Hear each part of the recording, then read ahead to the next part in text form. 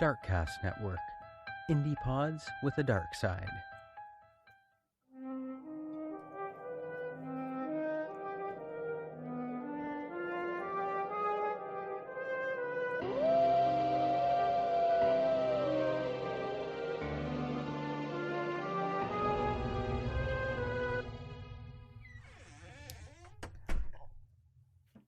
You are listening to Castles and Cryptids, where the castles are haunted and the cryptids are cryptic as fuck. And I'm your host, Alanna. And I'm Kelsey. And I was worried my throat was making weird noises as I started the intro. I was like, oh no. Activate radio voice. I thought mine was doing it too. Right when you looked and you looked at me weird, I thought it was because you heard my throat make a weird noise. And I was like, oh damn, that was so loud she heard it. We just be over here making noises. Tibetan throat singing. Oh no. I don't know how you do that. No, I always think of there's a Gravity Falls line where Grunkle Stan says something like, and I can make noises with my body, sometimes intentionally. Yeah. It's pretty accurate. He speaks for us all, I think. Oh my gosh. But yeah, we're back on our bullshit for another episode. And yeah, I don't know. I hope you like the last one. This one is another true crime one, so probably buckle up. Yeah. Mm-hmm. Yeah, mine got very dark. When you just try to find that light murder case and you just can't know. Yeah. Just kidding. Yeah. Yeah, tough. we're gonna have to go back to a bit of maybe funny. some Florida man Dumbass criminals. Yeah, as a palate cleanser. Maybe next year. Maybe we'll start the year off a little funner. Yeah, it's like the way some people get known for their, oh, that's a dark case, like I noticed they did that on Wine and Crime. But it's true crime, so they're all dark, but yeah, we try to be respectful of the victims, and I think that's all you can do. You can make fun of the killers because they're people too, but often they're quite idiotic. yeah. I don't know what to tell you. We released another Patreon, and I was telling Kelsey that I was reorganizing our stuff into different collections, because before I think we had like 3, maybe true crime, conspiracy, and paranormal, and like video sods and stuff like that. So I was like, wait, we need more like there's so many more categories, like it wasn't all fitting. Yeah, so I reorganized it a bit, and then we put out our November one, and that was a bunch of outtakes and banter and stuff, so it should be amusing. Yeah, join Patreon to hear all that. Yeah, we have lots of, I don't know, we have, oh my gosh, what, probably at least 25 bonus episodes on Patreon, exclusive. At least when it was broken down by collection, it was cool to see, because it was like, you have 12 of these in the true crime, and then like 10 in the, I made one called Lore, Legends, and Horror, and then I'm like, oh, then we have a bunch of reacting stuff, then we have a bunch of folklore, then we have a bunch of like, I don't know. Oh wow, yeah. That's random awesome stuff that we started doing. Yeah, like bad dialogue and writing, and yeah. titillating tales after dark, cryptids after dark. No. So that's one whole category. Nice. Yeah, definitely check it out. If you can't support on Patreon, then we love a review and a 5-star. Yes, so, free of charge. If you listen, you could throw one at us. Yeah. sometimes it's like, yeah, you get like the followers on Instagram and you're like, damn, nice followers, but are you all listeners? Yeah, right? Oh, You're the like, math are you ain't regular mathing. listeners? Yeah. Is this just a pity like? Are you just throwing us a pity follow? I mean, I'll take it, I guess, but Yeah, boost the numbers out somehow. it's not going to be the content. No, I'm just kidding. It's great. Yeah, no, it's not going to be me fucking up with Zencaster and going to post things and then being like, that didn't schedule right. So profesh, right? I know, I looked at it this morning before work and I went, well, I was like, I think Alanna's off today. She'll probably handle it. I was like, I gotta head to work. It like was all done and I had to do the thing that you said where you put the description in Word, like Microsoft, because I like pressed Yeah. backspace and deleted the whole freaking description halfway through writing it, and I was like so pissed off. So Yeah, then that's like always annoying. I'm like, Kelsey says, put it in Word, then at least you can go undo or Yeah, whatever. right? The best button in existence. Yeah, because when Undo. inevitably something fucks up. Yeah. And then so then I was like, okay, cool. I have it written here, and then I like put it in, and then it was on post production or whatever the fuck, that final I hate that. step. It takes forever. I know, so I left it and I went away, and then I think when I came back to it, I must have fucked something up and didn't notice at that point. Oh. Because then this morning I noticed that like the description was gone, and it just said like, for a very brief window of hours, it just said like title or something. Yeah, and it I was like, oh made my me God. put that in. I couldn't leave it blank. So I was like, I don't know, title words. I was like, what the fuck do I type Oh, what do you here? mean? Like it made you put it in?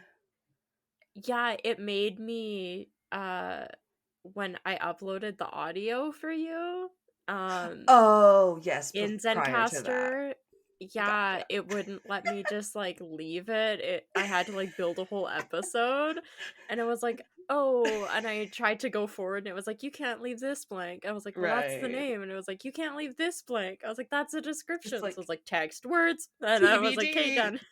That's what I Yeah. usually put, yeah. Oh my God. So I do apologize for the first 30 people that listened without a description. I don't know, maybe you guys don't read show notes, but it It's didn't a even have a surprise. title, and yet you downloaded it. So I love you guys. You were like, this is a surprise bag. It's 2.5 hours long. I'm sure they say something. Knowing them, it'll just be like Yeah. us just chatting for 2.5 hours. Hey, we could probably do it. I know. I should apologize to the people that do the Darkcast ads when they'll be like, these are all the shows that dropped this week, and then they'll like put the episode titles and everything.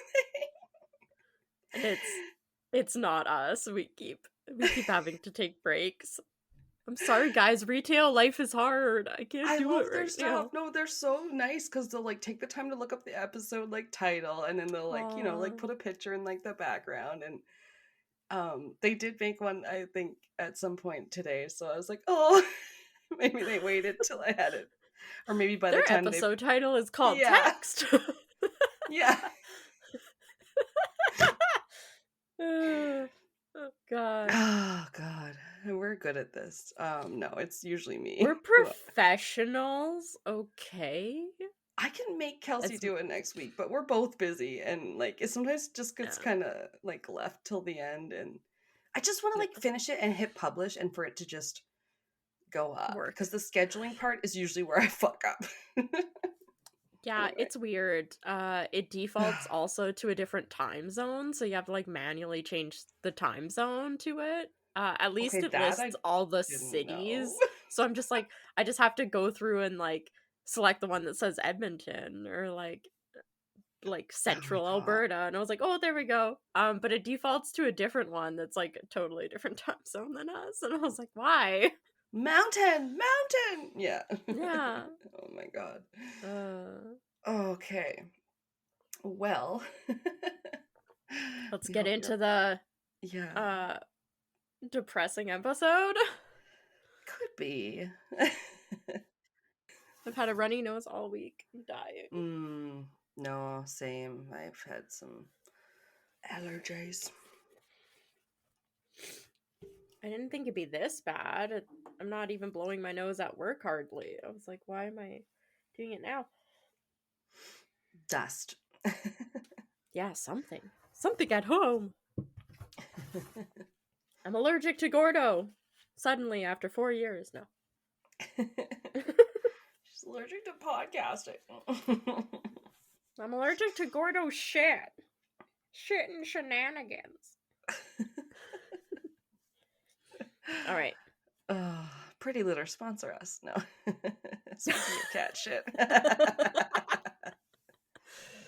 Also, there's that one they talk about, like there's a robo kitty litter. Anyway. Yeah. Once we get the listeners up there. Let's just make Gordo fight the litter cleaning robot. He'll be like, I'm trying to take a shit in here, and it's like, I'm trying to clean. Oh no, it's like dogs in the vacuum. Yeah. He does it to me in the mornings. He'll like not need to go to the bathroom. He is totally fine, and his litter box has like the roof, and I unclip it to clean it. Because it just keeps, I don't know, it keeps a little bit less of the dust going into the air and everything. So I like unclip the lip, and he runs into the room and like sprints and jumps straight into the litter box, and then immediately either like pees or poops. And I was like, okay, 30 seconds ago you didn't need to go to the bathroom. Now just because I've taken the lid off, you have to shit? Like, really? Right now when I'm trying to clean it? Right this second you need to take a shit. Yeah. And he does it probably, I don't know, 6 out of 7 days of the week. As soon as I unclip the thing, he has to go to the bathroom. I'm like, really? Every morning? I'm like, this is insane. I'm like, oh my god, buddy. Like, he saunters into the room. He's like, oh, I'm gonna eat breakfast. And then he's eating breakfast. As soon as he hears the clips come up, he's like, oh, never mind, I gotta take a shit. Like, buddy. It's Pavlovian response. It is. It's something. He comes running, and then he's like, oh, gotta pee. And then I'm like, okay, well, I guess I'll wait until you're done.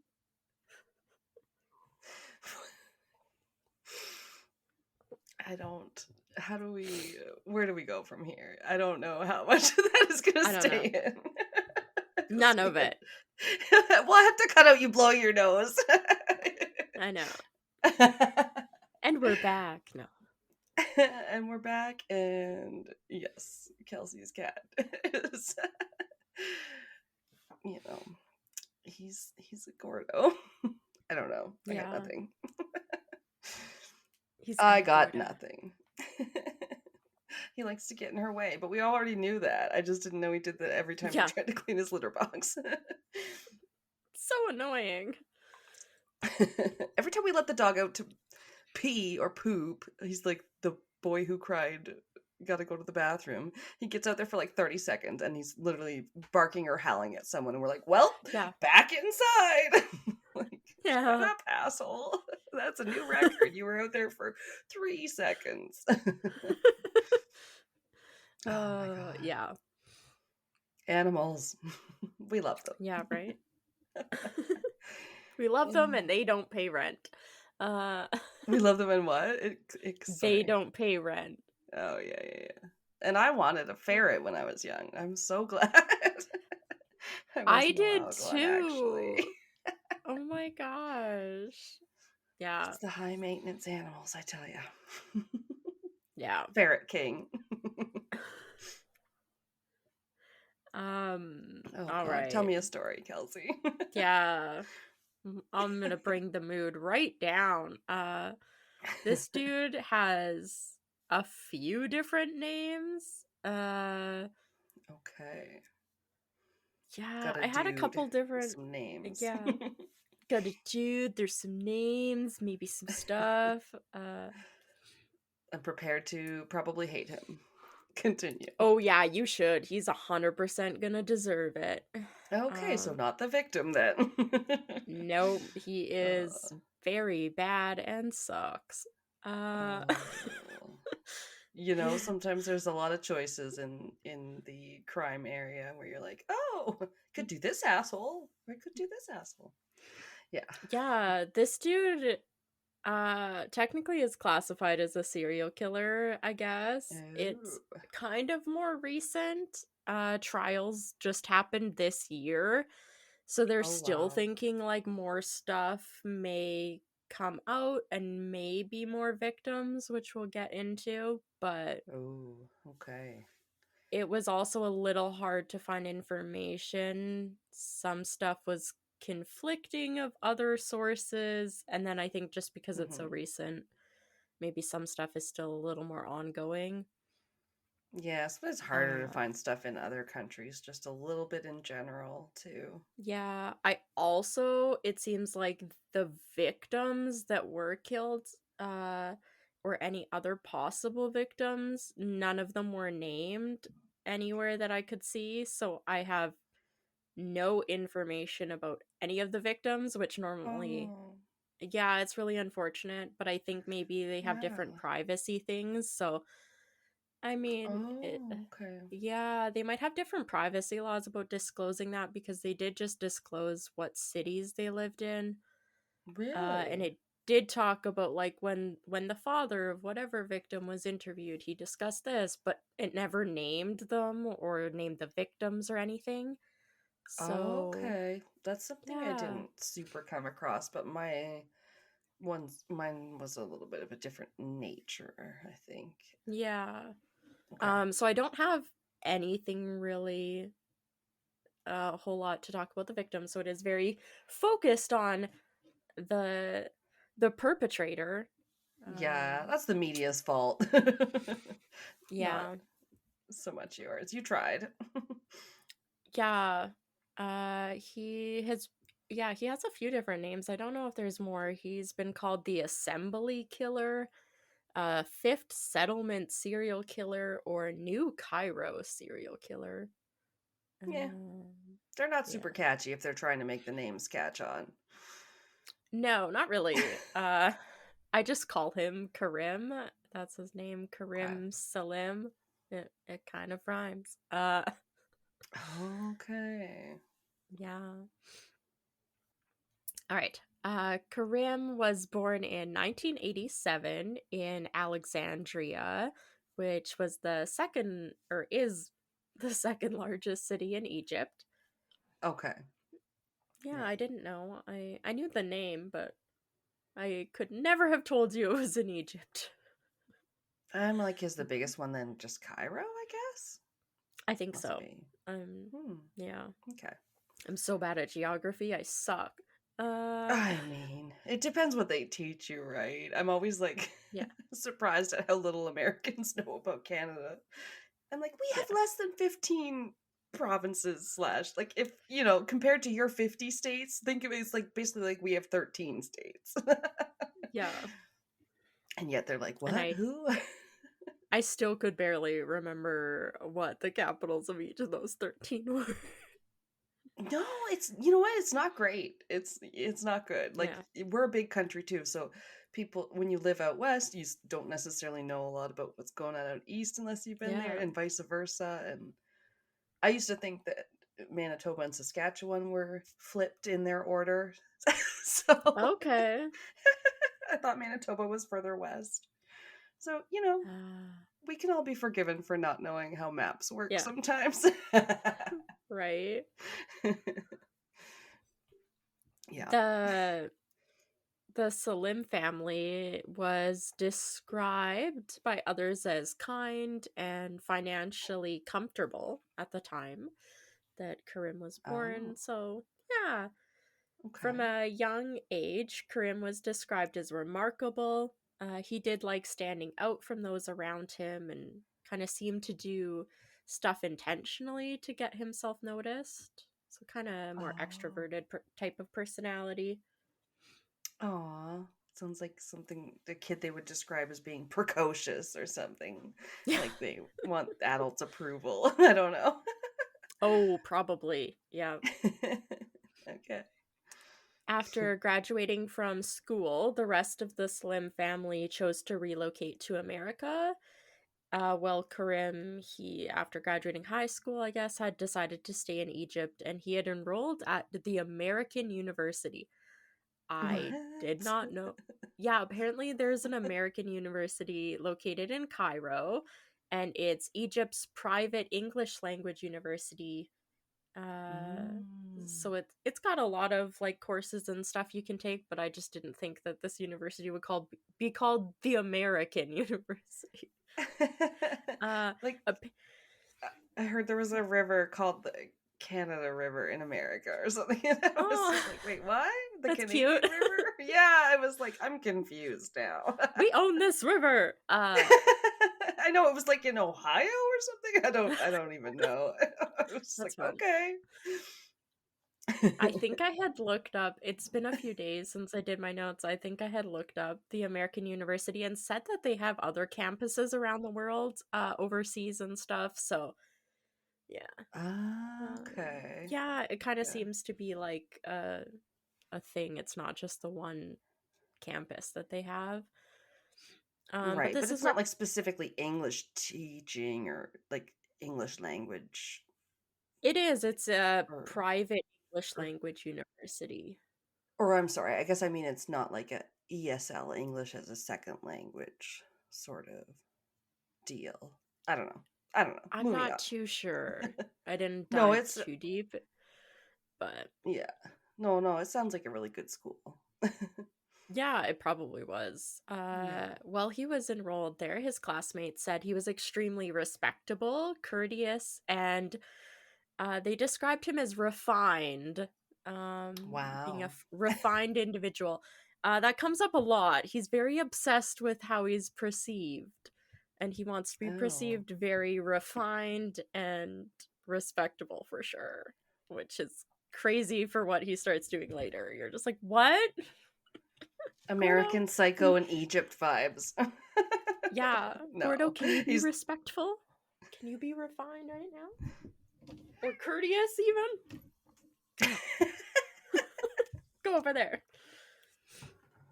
courteous or cattious. Is he a Yeah. jellicle cat? No, I haven't seen Cats, but I heard someone talking about it. And It sounded scares weird. me, Anyway. so I have not seen it. It's too creepy. I know. Whether I don't think I can handle it. maybe if they released like, I don't know, an animated where they look like the aristocrats or something, I could handle it. But if they look like weird CGI people cats or people in fursuits, I will not ever watch it. I guess I'm just glad you didn't say if they release the butthole cut. Where all the cats had the No. buttholes in the No, first no. release or whatever. Oh, God. no thanks. I know, everyone says it was terrible. Ugh. Yeah, that's gross. Moving on. Oh God. After completing these courses at the American University, Karim worked in business, I guess, with the father. I don't know if he was still operating business in Egypt, like, while they had relocated to America, because, like, his family's still in America, so I'm not exactly sure how this was happening. Right. But it said that during this time, like, working with him, he was relying pretty heavily financially on the family. Which, I mean, he had just graduated. He hadn't really gotten anything lined up yet, so I think that's Yeah, pretty he'd probably still be typical. living at home if they were still there. Like, did they sell Yeah, the he house, I might. wonder? Yeah, I'm not too sure. Hmm. Karim desired to choose a career path and that this would help gain independence from the family. And I think it might have taken him a few years to kind of figure this out, but he did end up deciding to do a PhD at an American university, An studying actual psychology. campus in the US of A? I am not sure because it said Oh. at an American university studying psychology, but Oh. it didn't say the American university. And at this time, as far as I could tell, he was still in Oh. Egypt. So not really sure. Okay. maybe some sort of online situation. Because But as I said, this either is fairly way, recent. So he's educated. Yeah. yeah, I mean, he's working on a PhD in psychology, which made me think of your case like a couple weeks ago. The military crimes one, the Nidal guy was, yeah, he was studying Hassan. psychology. And I was like, oh, That's damn, this is right. another guy studying psychology. And now he's going to be a psycho. Uh, Oh my god, that's one way to put it. you're like, I oh always wanted to no. study it too, I and then you did. I got to was, wonder, yeah, if it's going to make you yeah. look at those dark parts of yourself. Like it is kind of scary to think about that you're going to psychoanalyze like everyone you meet, including yourself and your partner and everyone from then on if you take it. Like, Yeah.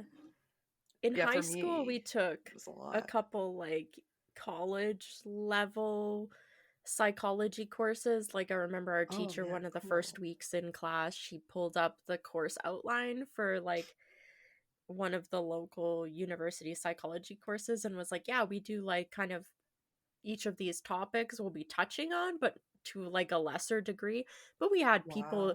come in that were like public speakers and people from all walks of life. We had a woman that was a medium. She came and spoke to us about Wow. like, yeah, like it was an amazing class. And it That's was cool cool. because the days we got speakers, they just graded us on our participation and stuff, which I Oh, really okay. enjoyed because it you got marks for participating, so like asking questions and all that kind of stuff and like engaging Yeah. with like the speaker, which was really cool.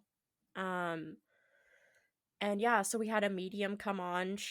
I remember, weirdly, I don't remember the details of it, but I remember her telling us that she had tried to contact the White House before 9/11 because she had seen it happen.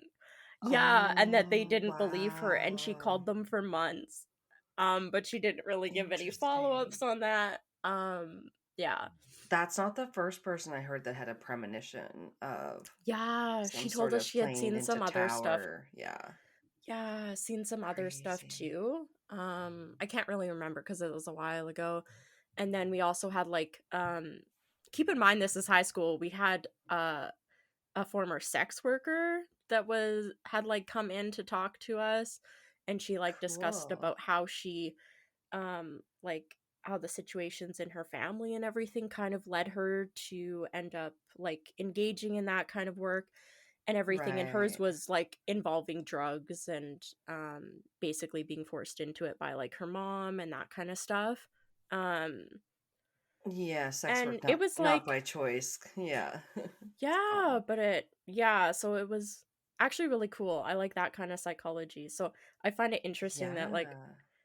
our last kind of couple cases people are studying psychology, but it seems to, I don't know, not make them better or like make them understand themselves more. It seems to, I don't know if Right. it makes them worse or Or if they just have a what. complete like blind spot when it comes to themselves, Maybe. like they're not self-aware at all. Yeah. Maybe that's what it is cuz I got it Huh. started thinking about that. I was like, well, I like took the courses and I feel like studying that you can't help but like see people as more Reflect. complex and Yeah. stuff than like just what they're showing you or like somebody walking down the street like they have this whole life. um so yeah, I find it Yeah. interesting he was You would like think it would make you studying look at your own psychology. motivations. Yeah. Yeah, I find it interesting he was studying psychology for, so keep that in mind for all the stuff I'm going to tell you he ends up doing because it's crazy. um Oh god. yeah, gets pretty brutal. Well, he was studying at an American university. He met his wife. I don't even think I have they released her name too. Like, Oh really? I didn't find it in any of the sources. People knew, or sorry, people who knew Karim during this time said he became even more cultured, like as he met his wife. He became more obsessed with having refined taste and manners, and this persona that he was putting on would stick around for quite a number of years, quite a while. Huh. Yeah. Interesting. After getting married, Karim and his wife moved to America. I don't know exactly where they moved, but it seemed like they were fairly close to where his the rest of his family had settled down. Oh, okay, but it doesn't even give like the state or nothing. I don't think it said. Hmm. Yeah. Okay. They moved there with the goal of setting up a life together and had planned to never return to Egypt.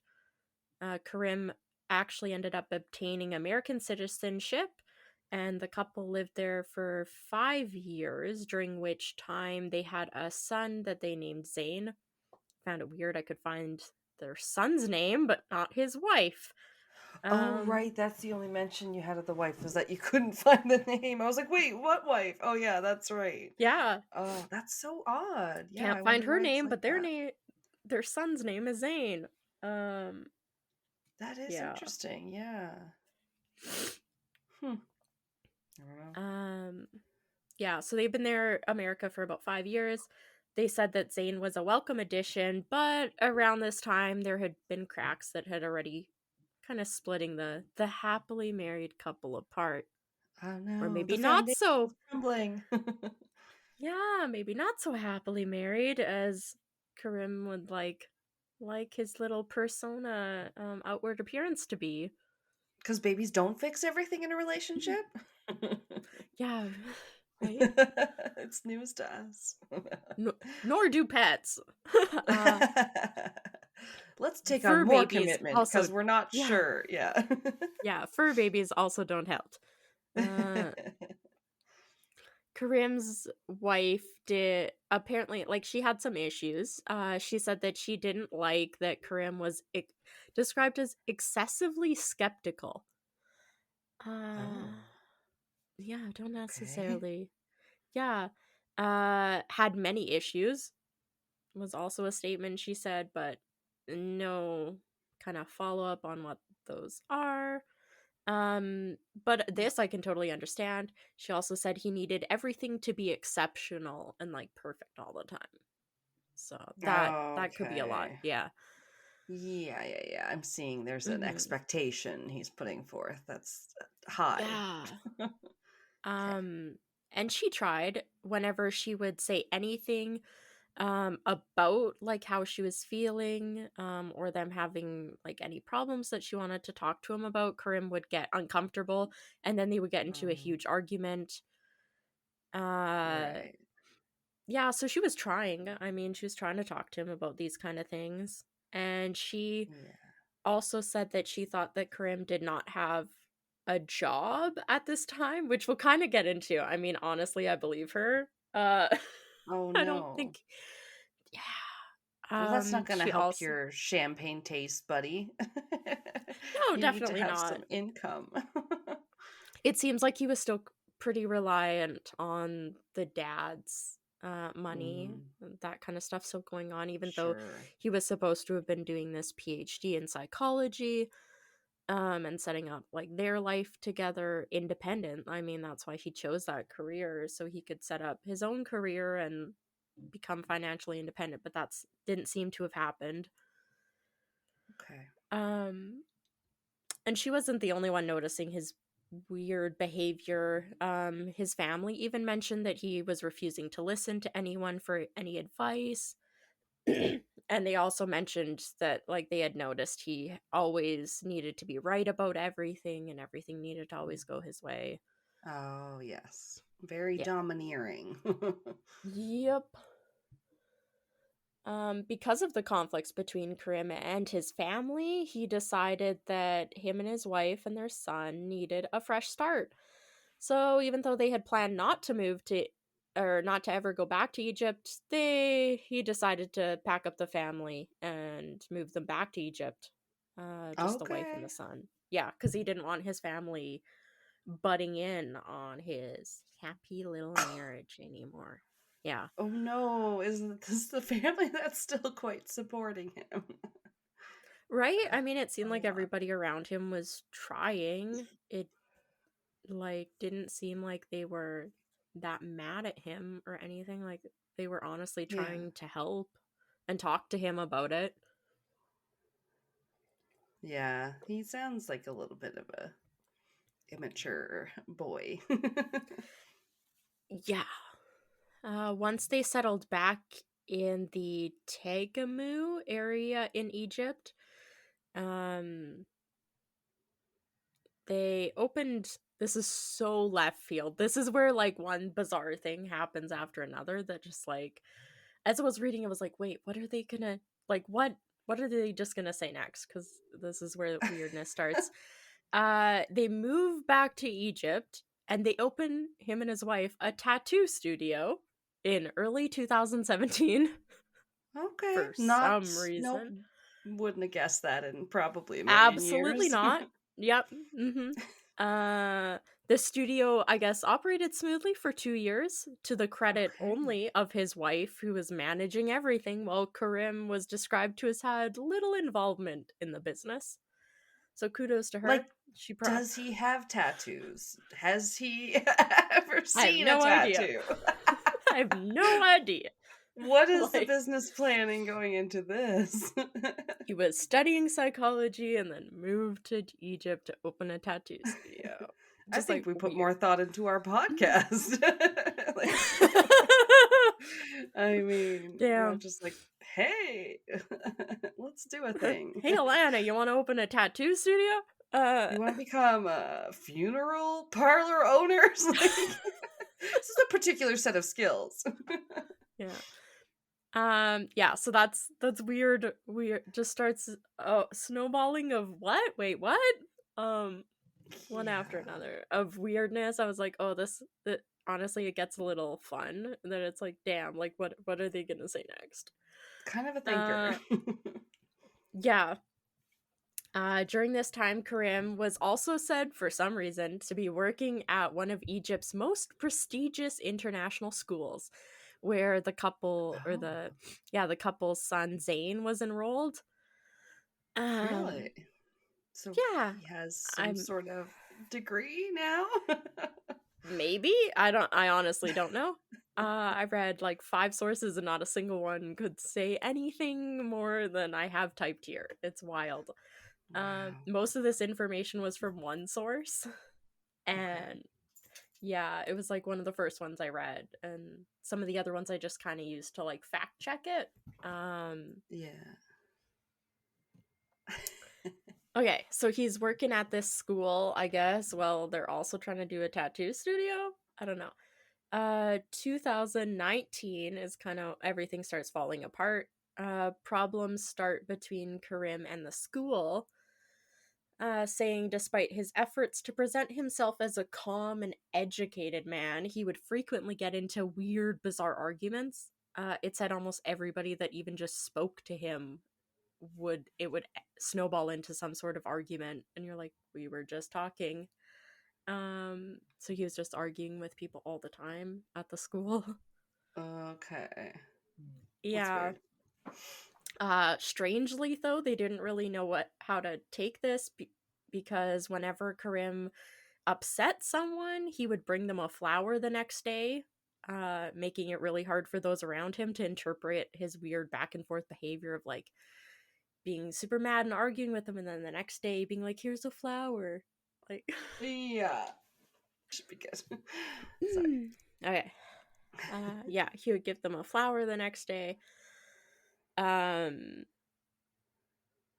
This is also a little weird. Despite efforts to maintain this perfect, refined and respectable persona, Karim's employment at the school was terminated in the same year, in 2019, due to use of drugs. What? Oh. Vague but damning. Yeah. Okay. I don't have a lot more information about this. The one source said Karim had a long history of drug abuse.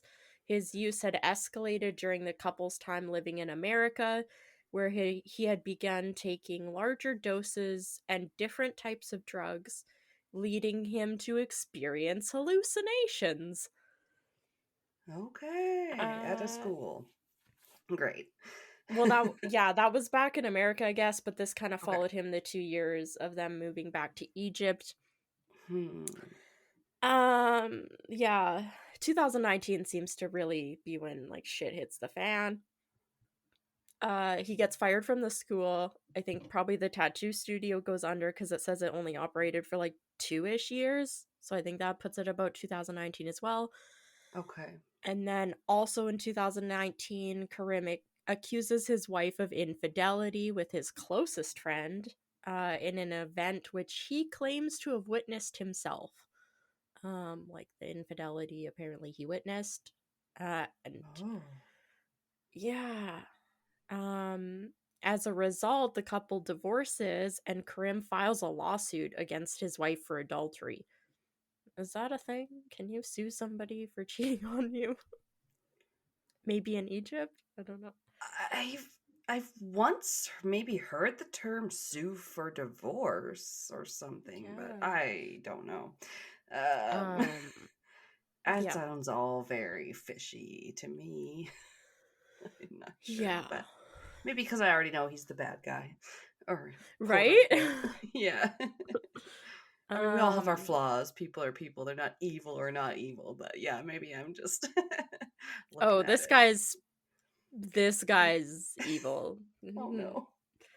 Um, Karim moved into an apartment in the Fifth Settlement area, which is, I mean, he's got the nickname, the Fifth Settlement Oh Serial Killer. yeah. Oh Which no. again, that one is just not catchy. I don't. No.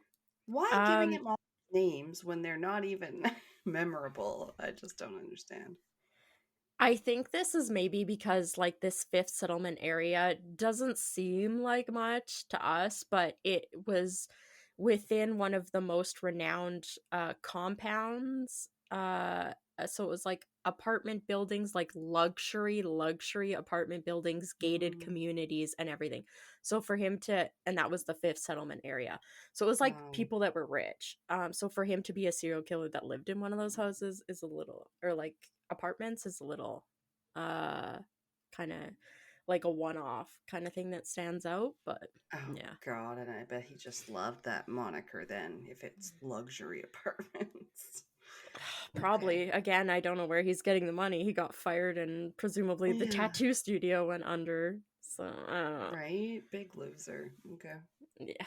Well, it's gonna get worse. So, uh, they have plans to move into this apartment building, and just what everybody wants. In their newly built apartment, Karim contacts the person in charge of finishing the apartment and requests that they maybe make him a completely soundproof room in a specific little room, telling him or Oh, telling them, yeah, you can see where this is going, that he is super passionate about music and recording videos and he like doesn't want to disturb his podcasting. neighbors.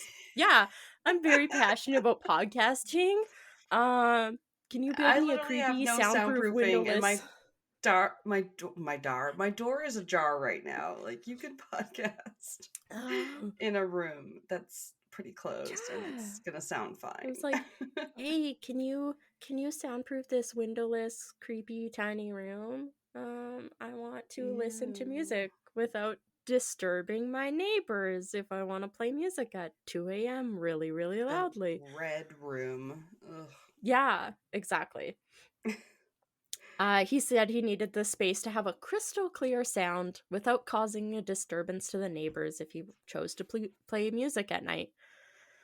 Hmm. Um, then this whole thing, so I guess that gets built weirdly. Once Karim and his son move into the apartment, uh, you'll never guess what they do. They start a TikTok account together.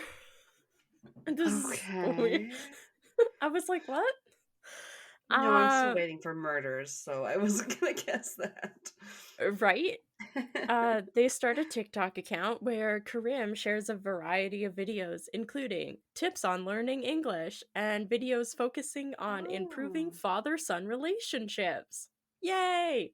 Oh God. Um, The social media age. I was reading this case and I was like, holy shit, 10 years ago, this wouldn't have been possible. Oh my Like, God, what? social media Uh, crimes. People that are like oh yeah, social people that media exploit famous. social media, yeah. And then you're Yeah, like, this "Oh, and dude, then he you does get what? social You media killed all your famous. kids?" Sorry. This Thank you. dude, he will. He will get famous, Oh no. unfortunately. Oh my The god, stop videos teasing me! I need to know! videos frequently show I put shooed. It's Just showed stop the him. edging. They showed him teaching his son proper English and Okay. certain psychological behaviors for children. I had no idea what that meant. That means Uh, nothing in a sentence like that. It yeah. means everything and nothing. But I Psychological guess, behaviors. yeah, certain psychological behaviors for children. Okay, No. cool. It's During just this bullshit. time, Karim Salim's name became widely known on TikTok due to the free English learning videos, which I guess would be pretty Oh. popular. And people really, I guess, enjoyed his eloquent speaking style, his appearance, I don't know, and calm demeanor in the videos. Okay. It can be So, hard for people that don't speak English as a first language to understand us when we do speak quickly, I've heard. So I guess yeah, I mean, sense. yeah, it is. He was providing something educational, so I guess that's kudos, but yeah. Right. That's all we Um, can say about that. That's good, yeah. yeah, one of the craziest, not one of, but a crazy thing he did, I guess, after him and his wife had divorced, because obviously the son is living with him, he's not seeing the mom. He told their son Zane that his mom had died immediately after him and her had divorced. And as He far said as we know, it cut out a bit. He said his mom died? yeah, he told Zane that Oh. his mom had died right after that they had split up. And as far as we know, he never told Zane that his mom was still alive. Oh. Presumably, obviously, he's aware now, but I mean, he's only like, I don't know, he's pretty young. I can't remember when he was born. I'm wondering why he even got the kid in the divorce. But Right? that's Yeah, I have no idea. yeah, okay. Um, if you remember this like supposed adultery that Karim says he experienced, made him harbor anger towards women who may engage in Oh. sex work, adultery, or simply women that agreed to go home with someone that they had just met based on that person's appearance, perceived social status, or wealth. Yeah. So Okay. yeah, he just hates women now. I mean, okay. It sounds like, Yeah. when someone's being like, oh, God forbid I do something gay. It's like, are you homophobic because maybe you're a little gay? Or whatever. It's like, thou dost protest too much? Yeah. I don't know. Shady. Very shady. Mm-hmm. Karim's drug use, specifically, he was using crystal meth, Okay. had taken over his brain. And this is where it gets real bad. He had developed a strong pleasure response to inflicting torture, whether he was experiencing it himself or inflicting it on others. Apparently. Oh. Don't do drugs, kids. Yeah. So, not to kink shame, but he started getting real sexual pleasure out Yeah, of this is like being hurt. non-consensual in any way. Mm. It Hmm. may have started that way. Maybe there was like certain Jesus, like negotiations, but he definitely took stuff way too far than what anybody probably agreed to participate in. Right. One of the sources said that Karim began frequenting cafes where he would charm women with his refined demeanor and persona, helped along with the fact that he was now very popular and recognizable from TikTok. This meant Oh. that many women recognized him, like when he was out in public, and would approach him instead of Oh him having to no. approach them. I know, right? You're like, God damn it. This is very uncomfortable. Right? Once lured Okay. back to his apartment, Karim would initiate a deviant, it said, or sadistic relationship whether, as I said, they previously negotiated any part of it or not. Karim's Mm. drug use would cause him to take things way too far, because he's not clear-headed. And it also said that he would, like, drug the victims, I guess, too. So, like, nobody's in proper mind to be engaging in anything like this. And Right. he would then torture them, including, like, whipping, pulling their hair, removing nails, like fingernails and toenails, and then finally, I guess he would end up strangling them using either a rope or an iron chain, which they find later. Okay, so you weren't Yeah. kidding. Yeah, he's not nice. Yeah. And these are No. straight up torture tactics for sure. Yeah. Once strangled, a couple of the sources said that Karim would engage in necrophilia with the deceased's body. Mm. Yeah, he was, like, sexually assaulting them Okay. before and after that they were dead. Yeah. Hmm. Afterward, the victim's body would be disposed of on a desert road, completely disfigured, like he would just do crazy things to their face, anything he thought would identify them in any way, Oh and my would leave God. them there with no means of identification. And it took a while for them to, like, figure out what was happening. Aw, that makes me sad that we can't even like say the victims' names now still. Right? Obviously people out there know because their families are interviewed, and I have a couple things, like, Right. what their families responded with. So I think they just didn't release it to the public. But yeah, Yeah. the people that were investigating at least did figure out who the victims are, so that's There must good. be some I sort of mean, laws they have similar to the ones I we have think about so. minors and how their names can't be announced. I don't know, Yeah. but I wonder. Yeah. So while all this is going on, when it's not happening, Karim, meanwhile, goes back to his normal life, records new videos for TikTok many times in that same little soundproof room that he used to hold his victims. And those got posted That online and same viewed. social media app that I've used to whore out our own podcast. Yes. I know. I So was like, gross. ooh, Alanna's gonna love this because it bashes on TikTok. I was like, haha. It's so crazy. Social media, Um, serial killers, they shouldn't mix. Like, come yeah, on, it was guys. wild. We have I ways was to like, track you nowadays. Like, you know what I mean? The the the ones that have been taken down, like the guy with the "Don't fuck with cats," and he was yeah, Canadian, and they were like, oh, and then we found because of the brand of cigarettes that he was smoking that this guy that was torturing cats was Luca Magnotta or whatever, and you're like, what the fuck? yeah. It's crazy. The sleuths out there. Ugh, Um, sorry. yeah. Yeah, when I was reading this case, I was like, this is so weird because I saw all the headlines. It was like serial killer, and I'm reading the thing, and I was like, okay. And I was like, oh, he's doing meth. Oh, he opened a tattoo parlor. Oh, now he's a TikTok celebrity. Oh, now he's doing this. I was like, what is even happening right now? I was like, this is the What most is this guy's bucket bizarre. list? Yeah, I was like, this is the most bizarre story I think I've read in a long time. Just so many random things in it.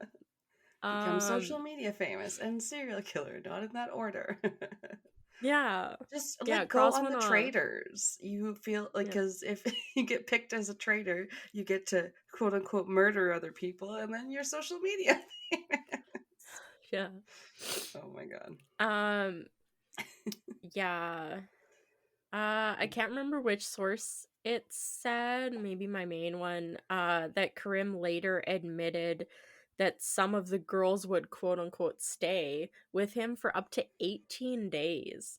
Like, so they were there for a long time, like, enduring this. It wasn't like short little overnight whatever, or even a couple hours. It was weeks. Right. Yeah. And the word stay does not encompass whatever is I happening know, during that's that what he period. said, that the girls would stay with him for a couple no, It's so that gross. It's implies such that a they like could leave. passive verb, to use Yeah. as if they could have just, exactly, left if they wanted to. Ugh. Neighbors made many observations about him, like during his time in this apartment. At first, they said that many girls would come to the house and never be seen again. And second, that they would sometimes hear screams, but the sound would quickly vanish. Lovely. Why didn't anybody say anything? Like, Okay. yeah. Wow. They did point out also, like, the son is. Hold on, I want to see when they moved to America, because that's when.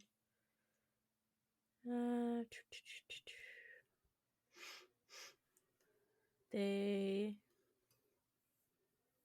lived there for 5 years, and then they moved back. Like just him and the wife, though, 2017. right? Yeah, like, I mean, the son's at least 4 or 5. Because they Okay. talk about how strange it is that the son never apparently noticed any of the girls, never heard or saw anything. All while living in the What? same apartment, completely unaware that this was going on. But he's So, also really young, so I'm like, yeah, okay. like, I think it didn't exactly say his age, but I think he's probably 4 or 5. Like, He's barely started making memories. yeah. Okay, interesting. Another source said that it was like, yeah, Karim had gotten by like 2000, like 2020, he had gotten really good at this, and um Yeah. was like, he had had a decade of practice and had been doing this routine since 2011. I was like, wait, what? Like, not corroborated by anything I read, but Okay. who knows what they're gonna find. Again, it seems like they're trying to go back and maybe link more stuff to him, but as far as we know, it seems to just be 2023 that everything went started in. Okay.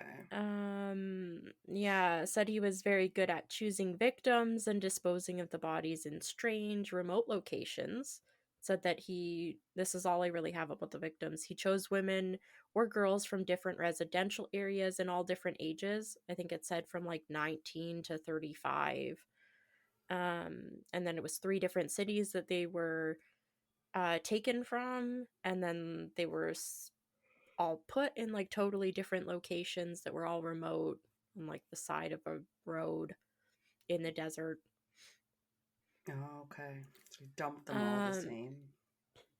yeah, but Karim's history of going undetected soon came to an end.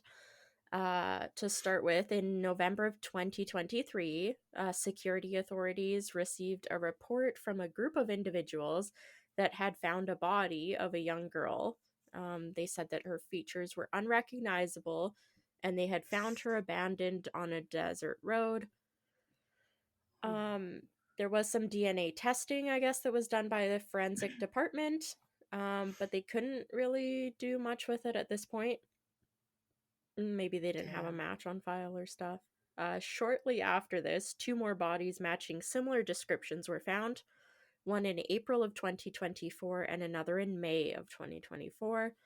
And they both had the Wow. same signs of torture and also showed no signs of identification, as their features were completely obscured and like destroyed. And because of this, their bodies were also sent to the forensic department. So now they have like 3 bodies. Okay. Yeah. Damn. Forensic reports revealed that all 3 had neck fractures and had been strangled either with a rope or a chain. And they all Oh. obviously showed signs of torture and then multiple mutilation marks to the face, hopefully after death. Right.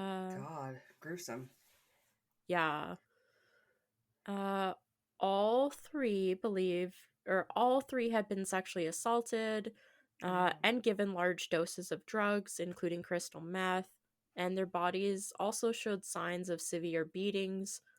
And because of these similarities between the 3, Once they had the 3, authorities believed that they were looking for one suspect for all 3, despite the distance between where the bodies were found and where, like, the cities that the girls actually lived in and that kind of stuff. Which, I mean, kudos for them for putting it together so quickly. Once the bodies were found. Like, God. Yeah. yeah, sometimes you see cases and it's like, no, they didn't put anything together, but this one seems, they were working really hard on it, seemed like. Right. Security personnel were able to finally identify the bodies, and contacted their families, that had all actually already reported them missing. Oh, here it is. They were between the ages of 19 and 37. Wow. Yeah. Yeah. And all Once the victim, female. yeah. Yeah. Once the victims were identified, their families were interviewed about their daughter's final whereabouts. One of the victims' fathers informed them that his daughter had been taking an English language course from a man named Karim, and he would have been the Okay. last one to see her. Yeah. He told them that he had previously tried to talk to Karim about his daughter's disappearance, being like, yeah, you last saw her. Do you know where she is? And Karim had just told the dad that he had seen the daughter, but he had not seen her since she had left, and he did not know where she was. So they keep that in the back of their mind. They start combing through surveillance footage from around all the areas where the bodies are found, and they're like reviewing everything. And they reveal a luxury car that's spotted driving through all 3 areas and around all 3 areas around the times that the bodies were dumped. Oh, damn. A gold Mercedes. No. I don't know, it didn't say, but something equally as pretentious as that, I'm sure. I remember I talked about that one Russian guy one time that had like a gold car, and I was like, that is so conspicuous. Right? Running from the cops. It's the guy in the gold car. Like, Yeah. even if you can't remember other features, like, you would know. Yeah. Investigators looked into the owner, and it was revealed to be, this says, Professor Karim. I don't know when he became a professor. Maybe he finished his Whoa. PhD. So I'm like, this case is Professor. frustrating because there was not a lot of really good information Yeah. because it was so recent. So this Yeah. dude obviously becomes their sole suspect. Don't really have anything about them investigating him a whole lot, but he was apprehended, and they were interviewing him, and then obviously, like everybody else, he denies everything. Even tries citing his American citizenship as immunity, because remember when he was living in America, he did get like American citizenship, so he's like, oh, I just Okay. want to go to America, I'm an American citizen, I don't want to be stuck in Egypt. And it's like, really? So what, sir? Yeah. However, the security team that had been investigating him had a mountain of evidence, and Karim, they like presented it to him, and Karim eventually confessed. And then, shockingly, told them that there was a 4th body that they hadn't found yet. No follow up, as far as I know. They have not found this body and have not released details if he told them anything about it. So there is a potential 4th victim we don't know Oh about. no. I don't like Yeah. not knowing. Yeah, unfortunately, there's a lot of not knowing in this one. Okay. While searches were conducted on his apartment, they reviewed his phone and laptop, as well as that little soundproof room, which contained a whip, Oh chains, yeah. rope, drug paraphernalia, all these sorts of medications and sedatives. Oh, As gross. Yeah. As well as what one source said was a number of videos depicting him torturing or sexually assaulting his victims while they were under the influence of drugs. I think that was only mentioned Okay. in one thing, so don't know much about that.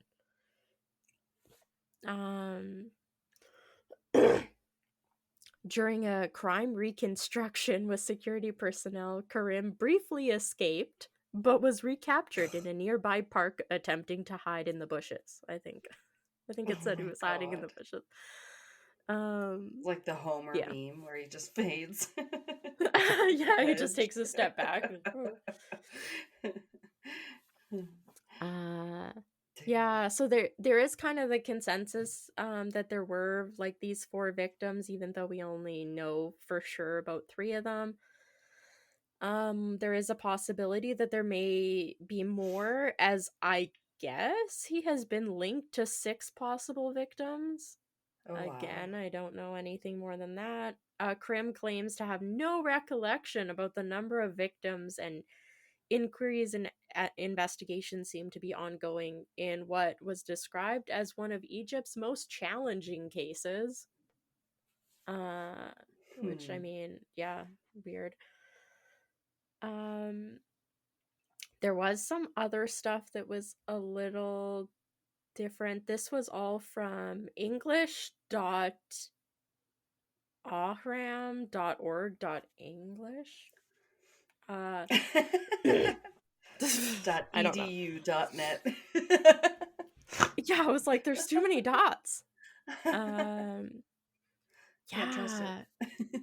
This has a little bit about the trial, as well as I kind of mentioned there's some confliction about some of the details. So this is what this site had. The accused, who described himself as a sadist, admitted before the investigating authorities to luring what he described as sex workers via Facebook, considering that committing his crimes with them and getting rid of them is easy, as no one asks about them.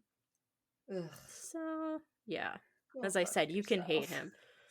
Yeah, I Yeah. hadn't seen anywhere else about like the victims being described as sex workers and him like luring them via Facebook, because it seemed like most of Sure. the other things talked about the cafes and him just meeting people, but Yeah, he's it's obviously a very flippant remark. He's probably not even being yeah. super accurate. Yeah. Damn. During the trial, which started in June, and witnessed courthouse drama moments, including his first lawyer's announcement that he withdrew from representing him, Salim denied the charges and confessions. Oh. It lost me for a second, I think. Can you hear me? Yeah, it said lost Okay. connection, but now it's Okay. fine. Weird. Including his first lawyer's announcement that he withdrew from representing him, Salim denied the charges and confessions he had made following the arrest in the to the prosecution. So he was trying to like kind of backpedal, say he didn't confess and there was no 4th body. Oh, okay. Despite Salim's claims in the court, the prosecution presented the incriminating videos featuring his engagement in necrophilia acts with the victims' dead bodies Whoa. after murdering them in his own home in an upscale compound in New Cairo. And So the there's videos must videos? exist. Oh, Yeah. okay. Yeah, these videos I guess must exist. I guess they were talked about in court. I forgot about that. Ugh. Yeah. They also presented closed circuit television or CCTV videos showing him on his way to and from disposing of the bodies. Again, I think those were the videos they ID'd him from Okay. with like the car. However, some of the videos were leaked to social media, including leading the prosecution to open another investigation in July to stand on how they were leaked. It also warned the public that sharing such videos constitutes as a crime according to the law. I don't know what some of these videos were, but I hope it Hmm. was not any of the ones from his computer or phone. Oh, yeah. Um yeah. According to Egyptian media, the murderer, who has a US passport, has also kidnapped his son from his ex-wife. Like, Oh what? no. That was Those a little cases are tidbit. sad. I was like, what? Yeah. But I mean, he did tell the son that the wife or the mom was dead, but I didn't see anywhere else about him supposedly kidnapping their son. So, yeah. Oh. Um Yeah, if you're gonna go so so far as to tell them that, then like that's what a lot of the times the parent abductors will say is, they'll just poison them against the other parent yeah. and be like, "Oh no, Yeah. I had to do this for your own good," and all that. Yeah. Damn. Um, yeah, only have a tiny bit more. Salim's ex-wife, an Egyptian American who resides in the US now, it seems like she moved away, has already requested the return of her son following the arrest of her ex-husband. Like, no duh. Um, she better get their Yeah. son. Like, There's a really sad Unsolved Mysteries episode about those parental abductions. It makes me really sad. Ugh, yeah, it's, yeah. yeah. It's so fucked up. Um, Yeah, so that's what it had on that one site. I wanted to include that kind of stuff because I didn't really find it anywhere else. Um, just to kind of wrap up, I guess the prosecution had referred Salim to criminal court on charges of murder, drug possession, drug trafficking, and human trafficking. And his sentence could be appealed in September 2024. Karim Salim, now aged 37, who had reached over 629,000 followers on TikTok. Oh, shut up. Right?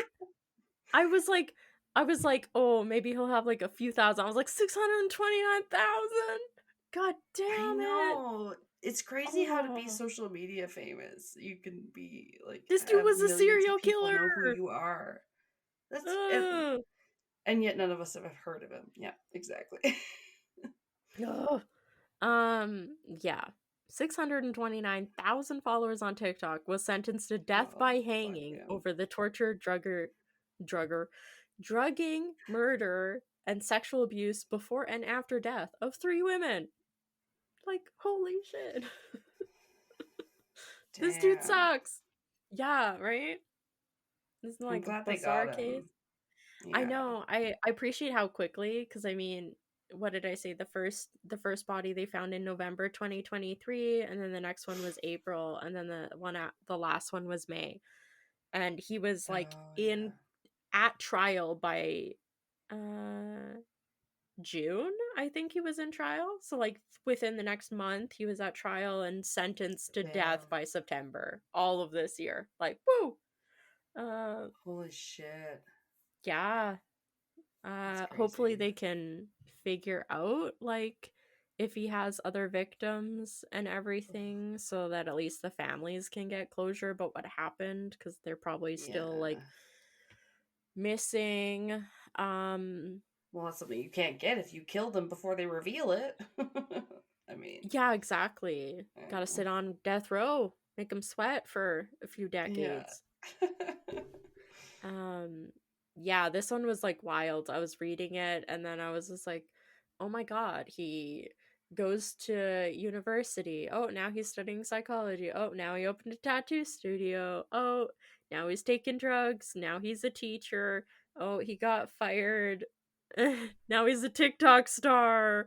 Oh, now he's a sadist. Oh, now he's murdering people. Right. I was like, this is so wild. Like, I didn't, half the stuff I couldn't have predicted. I was like, this is so No. bizarre. It's like No. a poorly written movie script, I think. You're just throwing stuff, being like, okay, he needs an occupation. You're like, tattoo artist, TikTok celebrity, psychologist. You're like, that's an Forrest occupation. Gump 2.0. He's done Yeah. everything. You're like, that's an occupation? They're like, yeah, sure. Right. Yeah. Yeah. Some of our bucket lists would overlap. Yeah. I wouldn't mind getting social media famous. That's not too No. bad. Yeah, donate to Patreon so Alanna and I can get soundproof rooms built. Like Wait. soundproof Oh, closets. for recording, yes. Mhm. We're not I going to was start just like, sacrificing people. no. No. Um Damn. yeah. This one was wild. I kept seeing like the name and like the moniker, and I was looking at some other cases, and then I was like, you know what? I'm just gonna click into it, and then I was like, holy crap.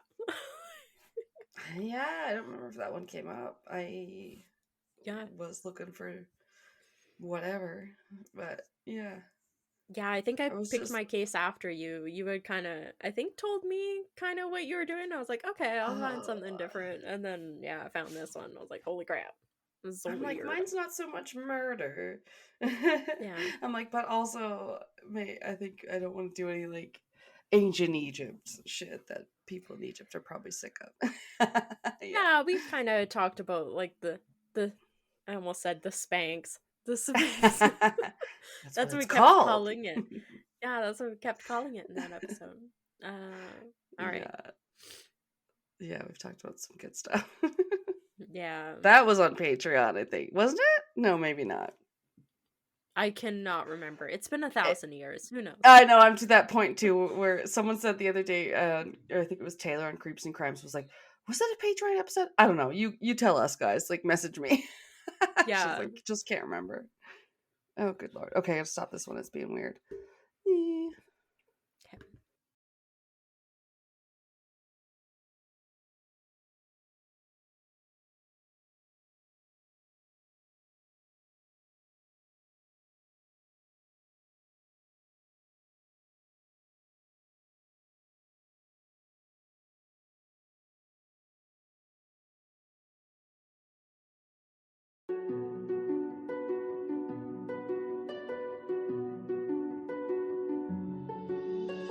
Scottish Murders is hosted by me, Dawn, and is a multi-award shortlisted victim-focused podcast covering the murders of those from or living in Scotland. We tell each victim's story in a respectful, sensitive, unsensational and unopinionated way. So why not join us wherever you listen to your podcasts and ensure you never miss an episode of Scottish Murders.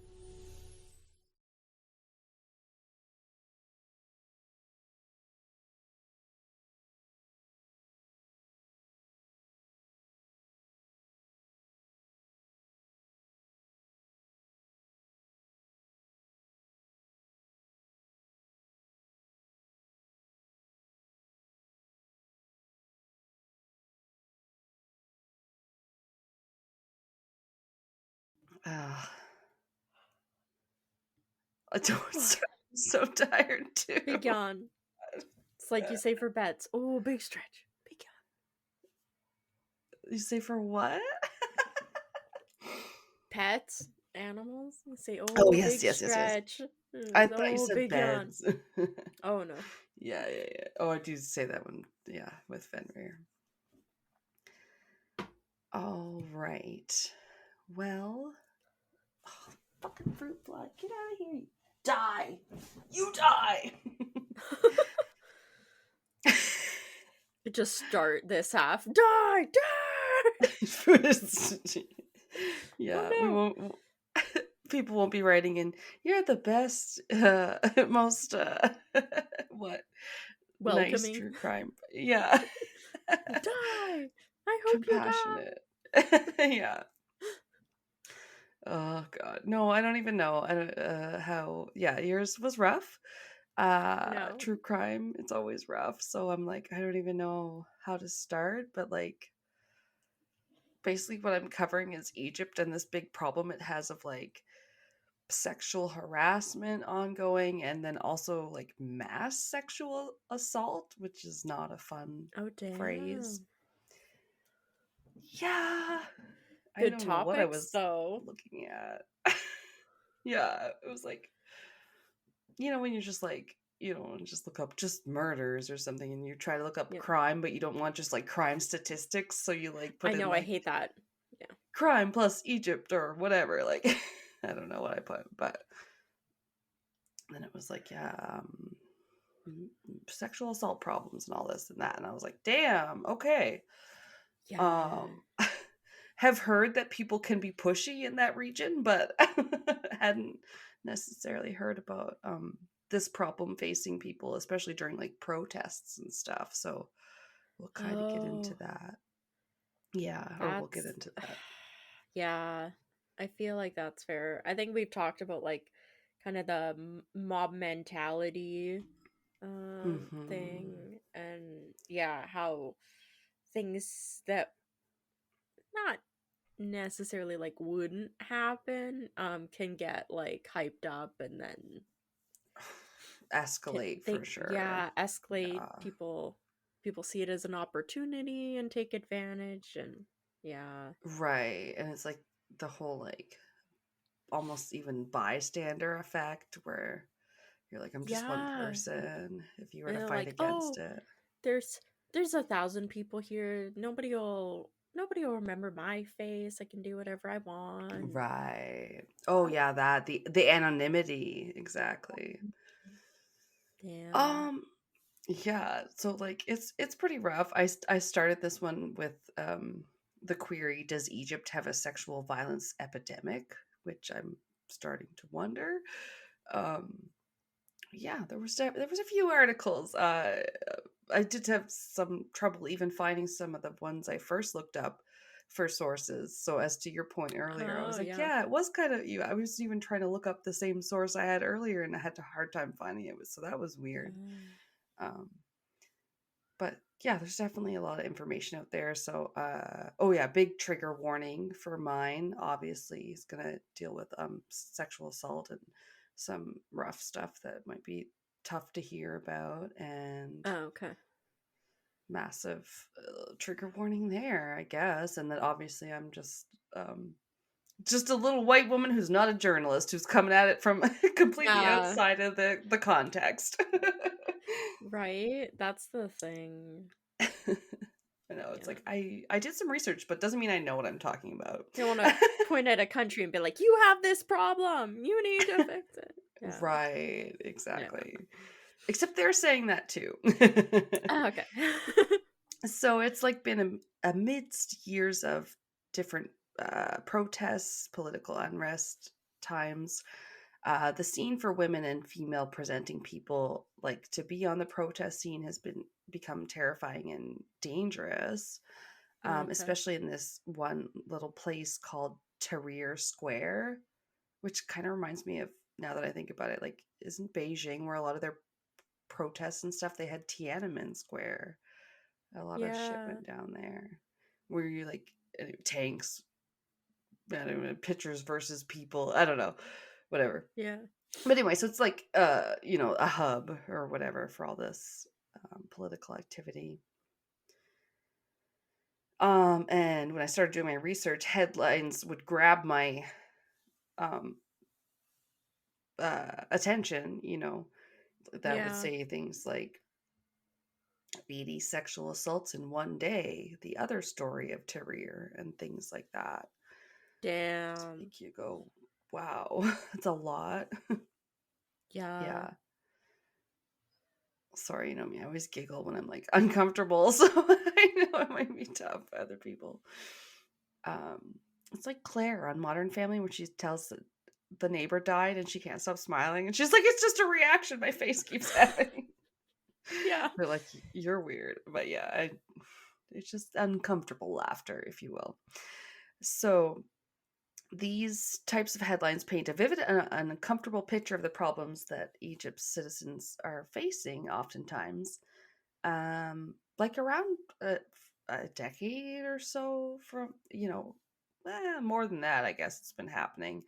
But like since around 2011, that's been called kind of the beginning of sort of a revolution, or I heard that different places called it the Arab Spring because it was different protests in these kind of Arab nations and stuff. Oh, And okay. like, yeah, getting rid of the bad people in power too, right? Like with the protests. Yeah. A lot of that. Are they saying it like got worse since 2011, or it's Yeah, I think that's kind of been when the okay? spotlight's been on it Yeah. more. But still, we don't hear anything about it here, right? Like, Yeah, that's the thing. Like, as interconnected as the world seems at times, there's still so much that can slip by that you are completely unaware of if it's not happening like in your country or anything. because it's not being fed to you through the different algorithms or whatever. Yeah, not being featured. It's whatever they want you to hear. Ugh. Or if you live in Canada, it's now we don't want to hear anything outside of Canada, right? So many more things are getting censored to us. Are they? Oh, don't even get me started. Yeah, it's on like Facebook and stuff. I'm like, ugh. Well, you can't trust any news, quote unquote, you read on Facebook. But anyway, no. That's a whole nother story, isn't it? No, I mostly look at cute little animal videos. And right? Just don't get your news only from a couple sources like Facebook and Fox News. Okay, so next one is a quote. Egypt is full of sexual harassment and people have become desensitized to it, but this is a step up, said Soraya Bagat, a women's rights advocate and co-founder of Tahrir Bodyguard, a group that rescues women from assault. Okay. They're like setting something up. They're trying to, I guess. I'm gonna try and let this one have a hopeful note and not be all like, sensationalizing the violence, but it's a tough one, I'm not gonna lie. It was like that was it the human rights lawyer I covered, I think in Mexico or somewhere?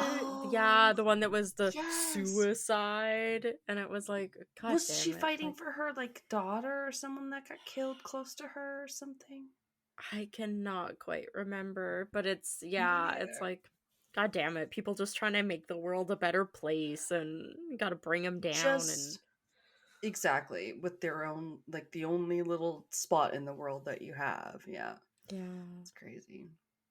No, I remember that one though, that once you mentioned it, I'm like, oh yeah, they're like, oh, she shot herself in the head, but the rifle or whatever is too long, and also shot herself in like her leg down, like, and like mob members or something that she thought were responsible for her kid's murder. I can't remember.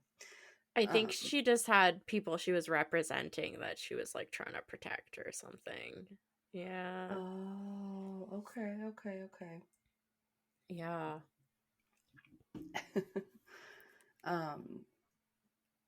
Yeah. Whichever that one was, you guys let us know it was a good one. Give us an episode, right? Like some fans do. We can't remember shit. Which we just text each other. Have I covered this case? Is this name familiar to you? I know. And you're like, I don't know. Let me check the website. That's what I do. I have to check the tags on the website and be like, oh, it's there. I think I saw a thing on Spotify where you could search within one show, and I was like, oh, this is perfect. This is so handy. Send it to me. I need that too. Yeah. Everybody needs an automatic episode guide maker. Yeah, goddamn. Okay, so to finish out what she was saying, the women's rights advocate, she said, we're talking about mob sexual assaults, from stripping women and dragging them on the floor to rape. Damn. The causes that can help that go unchecked, I guess, are that they can be underreported, as many sexual assaults are, and that the square itself that they mostly occur in has like less than adequate security. Okay. Is it like public kind of thing? Like it's just like an open area that anybody can walk into? Yeah, honestly, I didn't Okay. look much into the square itself, but I think it's just a downtown square that people can, gather in or whatever. Okay. So these instances seem sort of organized, where like lines of men will push forward like sort of a walking wall to cut off a woman from the rest of the herd, if you will. Oh my god. Okay. Yeah. It's not just people getting grabbed and by like individuals. No. Yeah. Shit. Okay, yeah. It's pretty scary, yeah. Like, I'm not trying to be like, oh, you know what I mean? Like, to sensationalize the scariness of it, but like, yeah, it seems pretty scary also. So a little bit of background on the protests, what's been called the Arab Spring, according to Lucy's boyfriend, Britannica, from Wine and Crime. No. A wave of democracy protests and uprisings that took place in the Middle East and North Africa beginning in 2010 and 2011, challenging some of the region's entrenched authoritarian regimes. So, yeah, I can see why they call it a revolution. It's like they're sick of the shit they're under. Yeah. The waves began when protests in Tunisia and Egypt toppled their regimes in quick succession, inspiring similar attempts in other Arab countries. Not every country saw success in the protest movement, however, and demonstrators expressing their political and economic grievances were often met with violent crackdowns by their country's security forces. Yeah. And then, like, it has, if you want detailed coverage of the Arab Spring Revolution in individual countries, like, see Jasmine Revolution Tunisia, Egypt Uprising of 2011, Yemen Uprising of 2011-12, Libya Revolt of 2011, and Syrian Civil War. So, yeah, it occurred in a few different places, I guess. Yeah.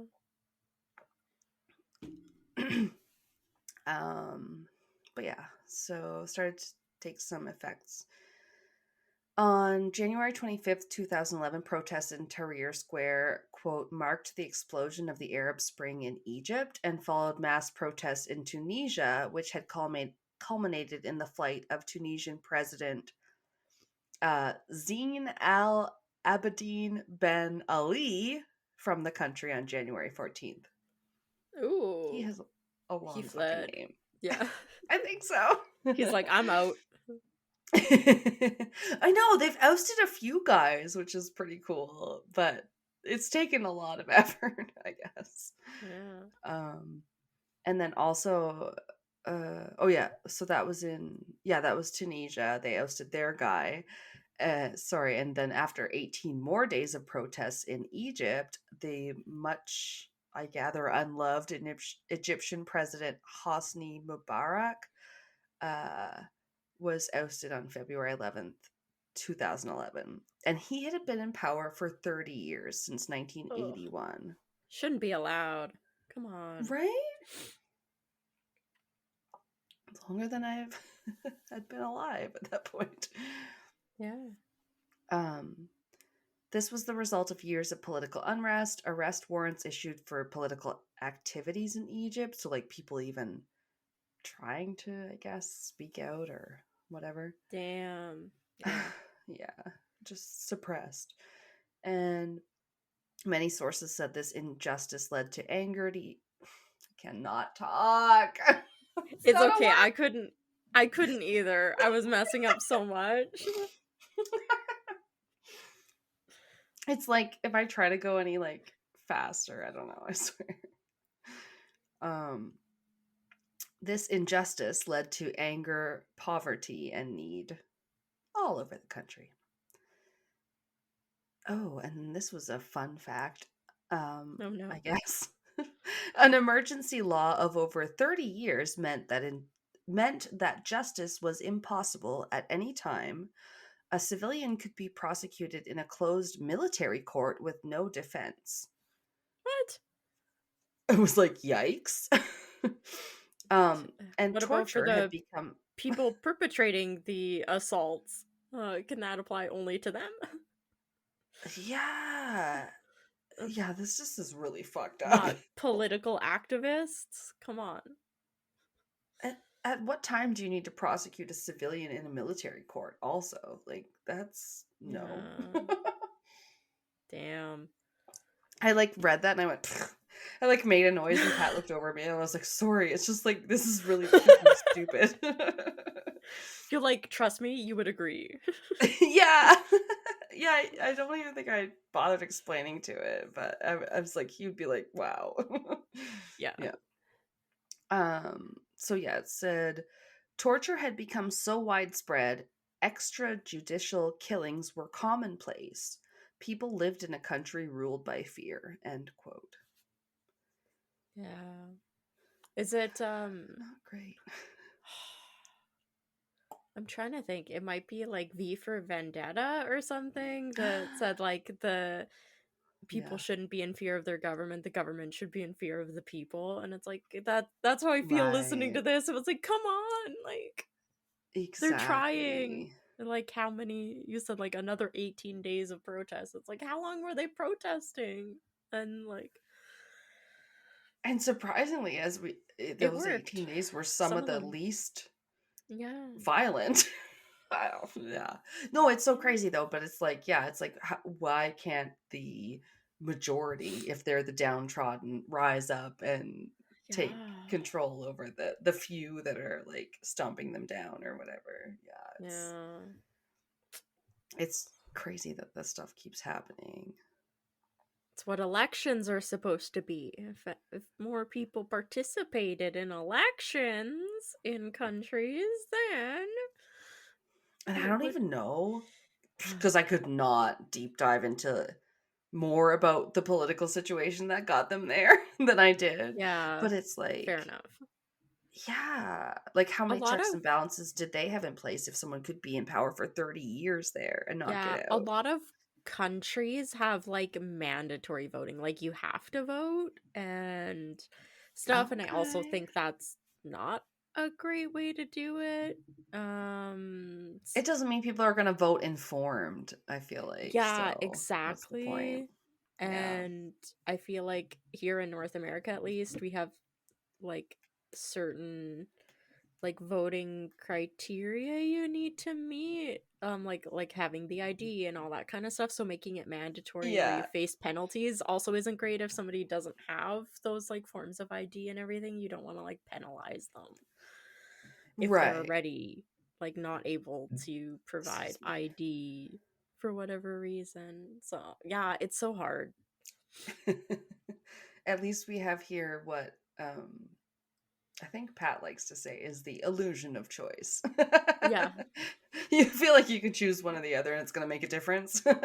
But maybe it's not Yeah. true democracy. But maybe it's better than what they have in the States with their electoral seats and all that. I think it's whatnot. slightly better, but it's still not great. No, it's still basically two parties, like the conservatives and the liberals, Yeah. that kind of thing. Yeah. Yeah. And nobody can get too far outside of their little bubbles, or people won't vote for No. them because of like one stance on a certain issue. They'll be like, no, that's too crazy. I won't vote for them Yeah. at all, even though I agree with everything God else they say. forbid. It's like, Exactly. Yeah. We like. Anyway, yeah. I was gonna say we maybe once had an NDP government and never the Green Party, and that's a fun one. It's kind of what it sounds like. No, environmental at least. Anyway, if not getting marijuana? stoned. The Yeah. marijuana? Elizabeth May, you have some marijuana? No, was she the one from the Green Party? Anyway, shut Can't up. remember. I think so.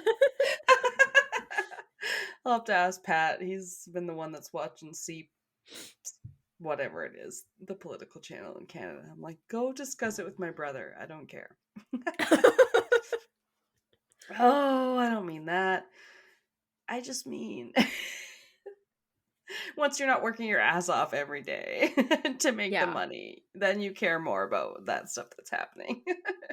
Yeah, you Okay. can watch 8 hours of YouTube videos a day about Once you're not working. Yeah. Okay. The sorry. I hope that didn't sound too mean, but I was mostly talking about Pat. Yeah, it was a roast. He doesn't know what happened. It's okay. He's already asleep. I think I could hear him snoring. Anyway.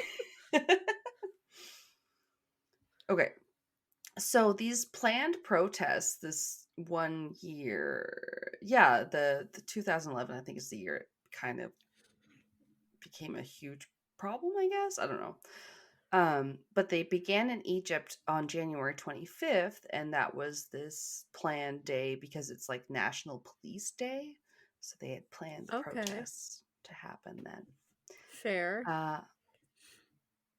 Fucking fruit fly. You die! Die! Die! It's the second Fruit fly. The kill count for fruit flies is 2 on my segment already. I might catch another one in my wine now. All right. So they started on January 25th, and then well into the third day of protests, I guess, tension sparked off enough skirmishes that they eventually dubbed this day as the Friday of Anger. Oh. I know. Damn. I don't know exactly what happened that day, but I just thought The it was bad Friday enough they of gave it a name. Anger. Yeah. Once something gets named.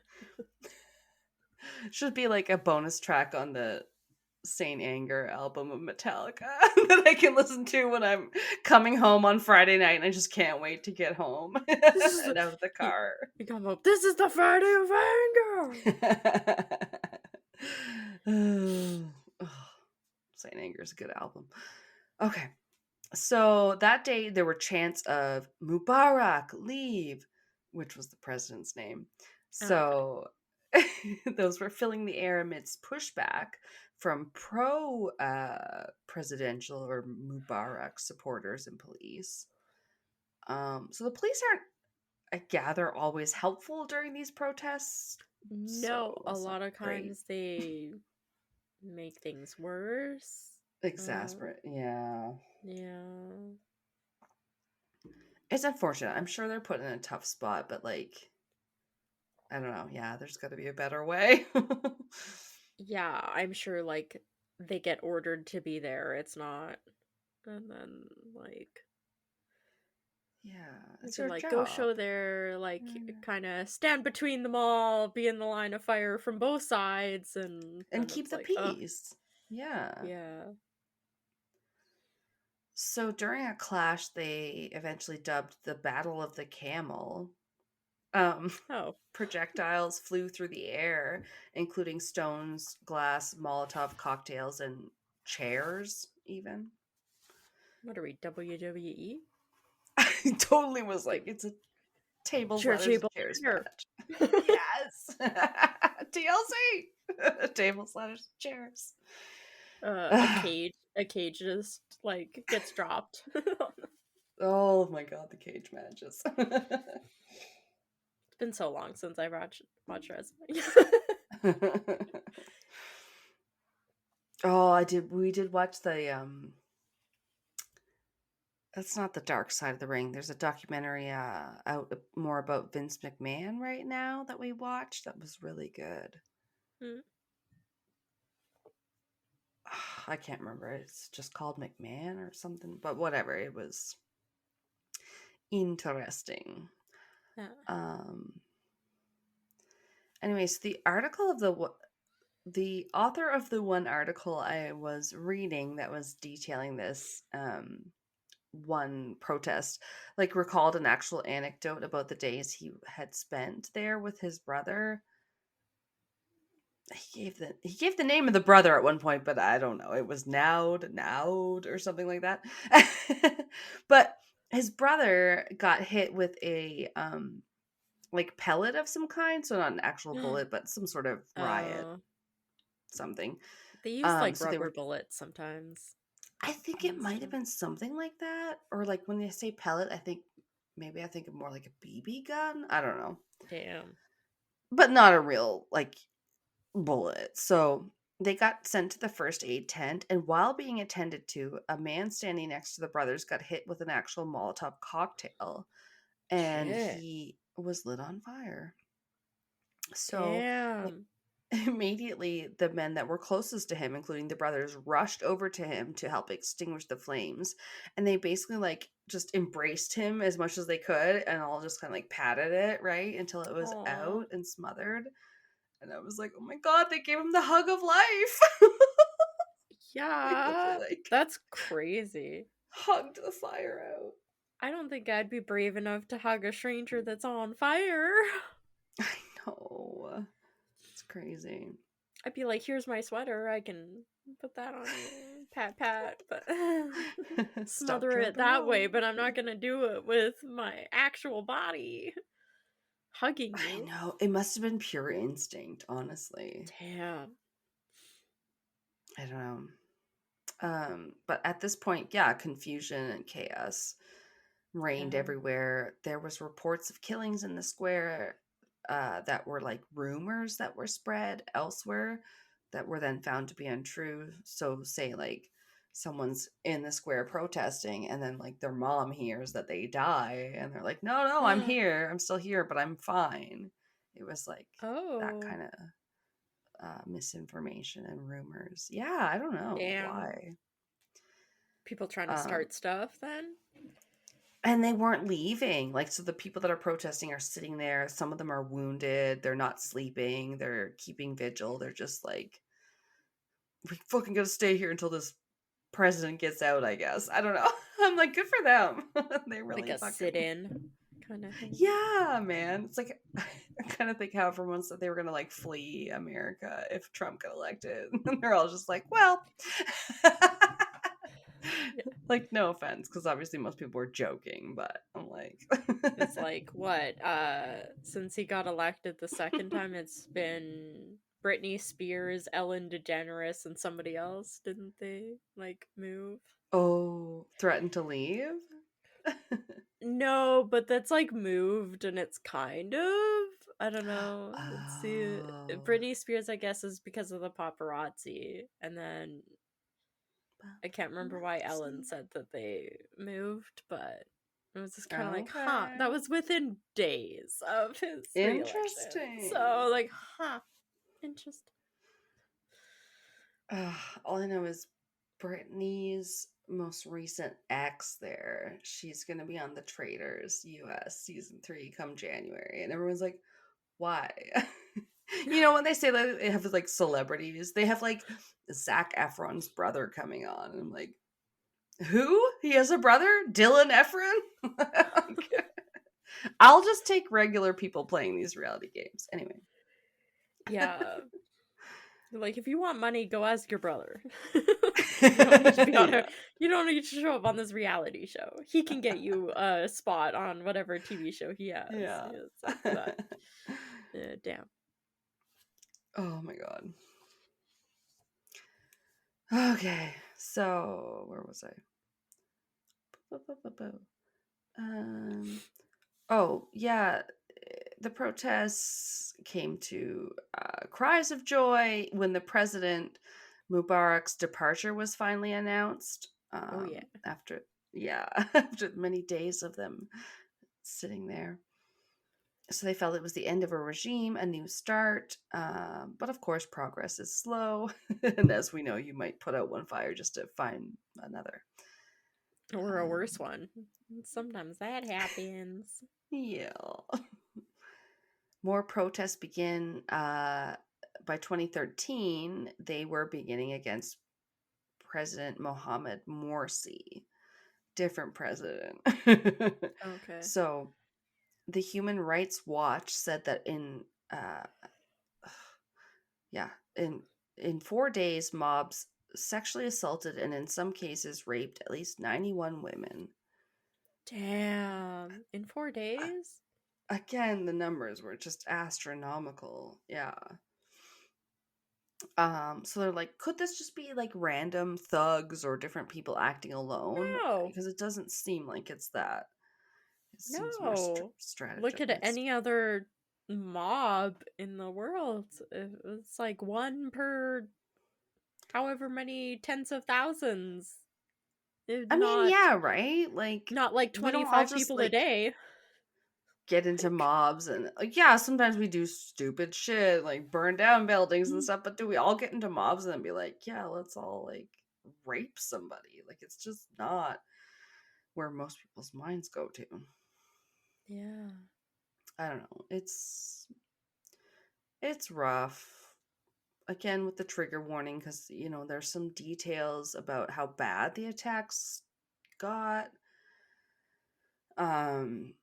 Some people had injuries so bad that the wounds required surgical intervention because weapons had been used in the attacks, like chains, sticks, knives, chairs. Again, like we're in a wrestling match or something.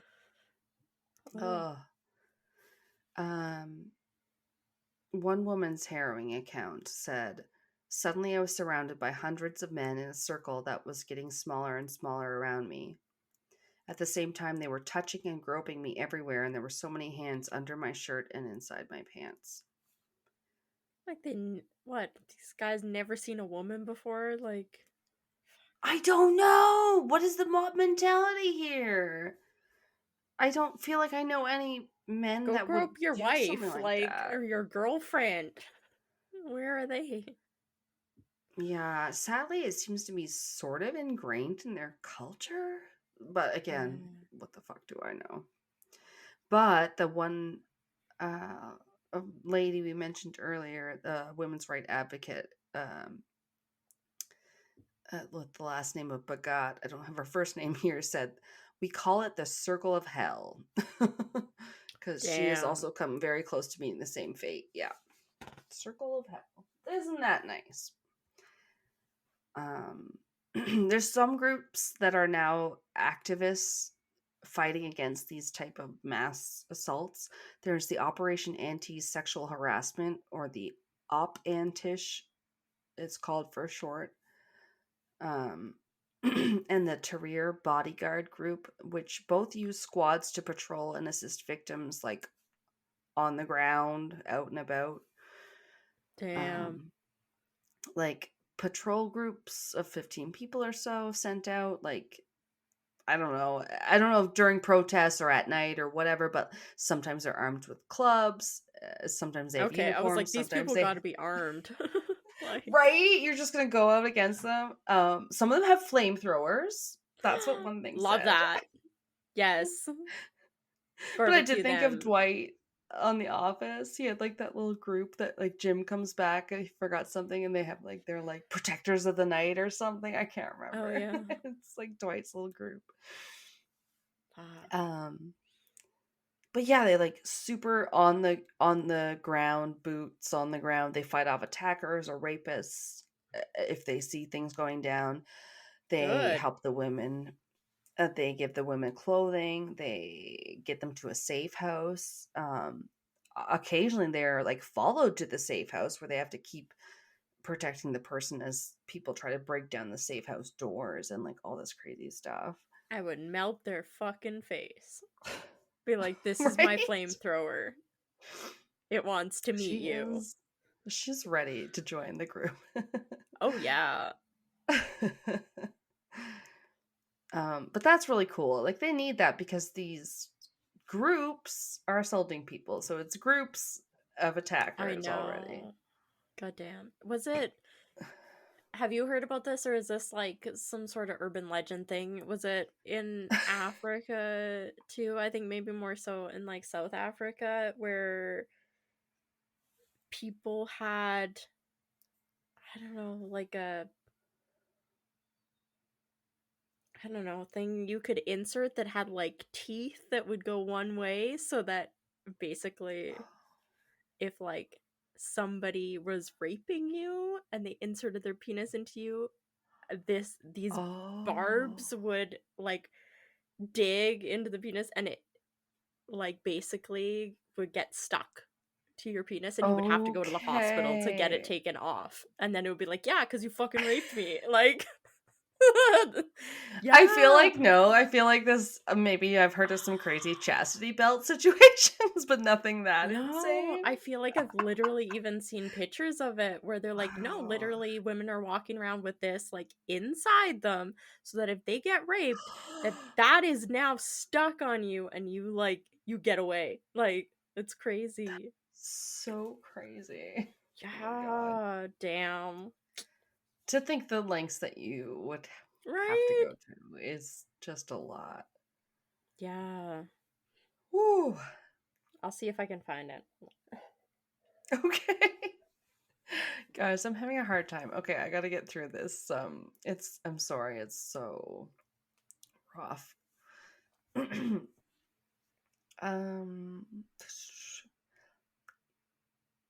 Yeah, so there's definitely been problems. The lack of security is one, and the culture, I would hesitate to say, or what I. Oh my fucking headphones want me to charge them. Um, a general lack of empathy remains, I would say, in the culture. Sorry, I'm just switching my headphones.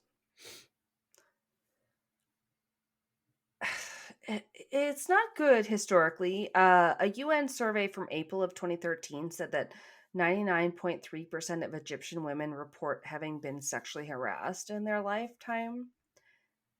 So, like, all of them, basically. And 91% report feeling unsafe on the streets in general. So, not great. Yeah, I Also, mean, I sexual harassment. would. What? No. I don't think so either. It's also not properly defined under the law, sexual harassment. So that's not great. But like, even in the culture, a person making a report to police might end up being bullied or harassed by the officers themselves, which is just awful. So it's like that old boys club, what were you wearing, like that sort of thing Yeah. that they kind of get. I found a Yeah. picture of it. I definitely you? Okay. it did say apparently it's called Rape X. It's a South African. I guess it's considered an anti-rape condom. But Oh it's my basically a god. condom with No. barbed teeth inside. Oh And my it god. That is literally like not. it has 3 strips and it literally like fish hooks in, and then you cannot pull the device off. It has to be surgically like removed, like it has to be cut off. And it That's like punctures crazy. you all But over. you'd have to wear that all the time. Yeah, they have it Lee. inside themselves. Wow. Yeah, just to walk around and stuff. Yeah. You gotta wonder if it's that prevalent that they gotta make like armor, modern day chastity belts. Jesus. Yeah. Yeah, I guess there's like a lot of stuff against it because technically you still need to be like assaulted for like this to come into effect, where like people are trying to focus on more like Oh my god. fully preventative than prevents them from like having contact with you at all. So, but it's like, damn. So fucked up. Yeah, but I remember it shouldn't have to come to that. no, but I remember seeing pictures of it. I see it every once in a while, and it's like, holy Really? shit. I was like, yeah, I forget that exists. Like, No, I've never seen that particular oh one. yeah, That's crazy. that's what I was thinking of, and it was just like, damn, like you're literally being surrounded by 100 people. Like, that wouldn't help you there, but And yeah, it is just, it's part of the sadness where it's like, yeah, you gotta make something that we have to wear. It's like, right? what if guys had to walk around wearing a cup all the time so that people wouldn't kick them in the nuts? You know what I mean? It's just so crazy. What if they had to wear fire resistant clothing so that me and my flamethrower That's melt them? right. Fuck their shit up. Yeah, just unsuspecting people on the street. Flamethrower. Damn. So, one Lila L. Garetti, a 30-year-old teacher who was sexually harassed and assaulted on a Cairo bridge, had a unique experience where there was people passing by and kind of offered their advice, but instead of really helping her so much, they just told her not to pursue charges of the sexual assault. What? Yeah. Ugh. It was said that the passers-by said things like, "What did he actually do?" And that they said, "I should leave it and just let it go, because if you're a decent girl, you're expected to leave it alone." Oh, wow. So you're just supposed to accept it? That's what being decent means? Letting it happen? Okay.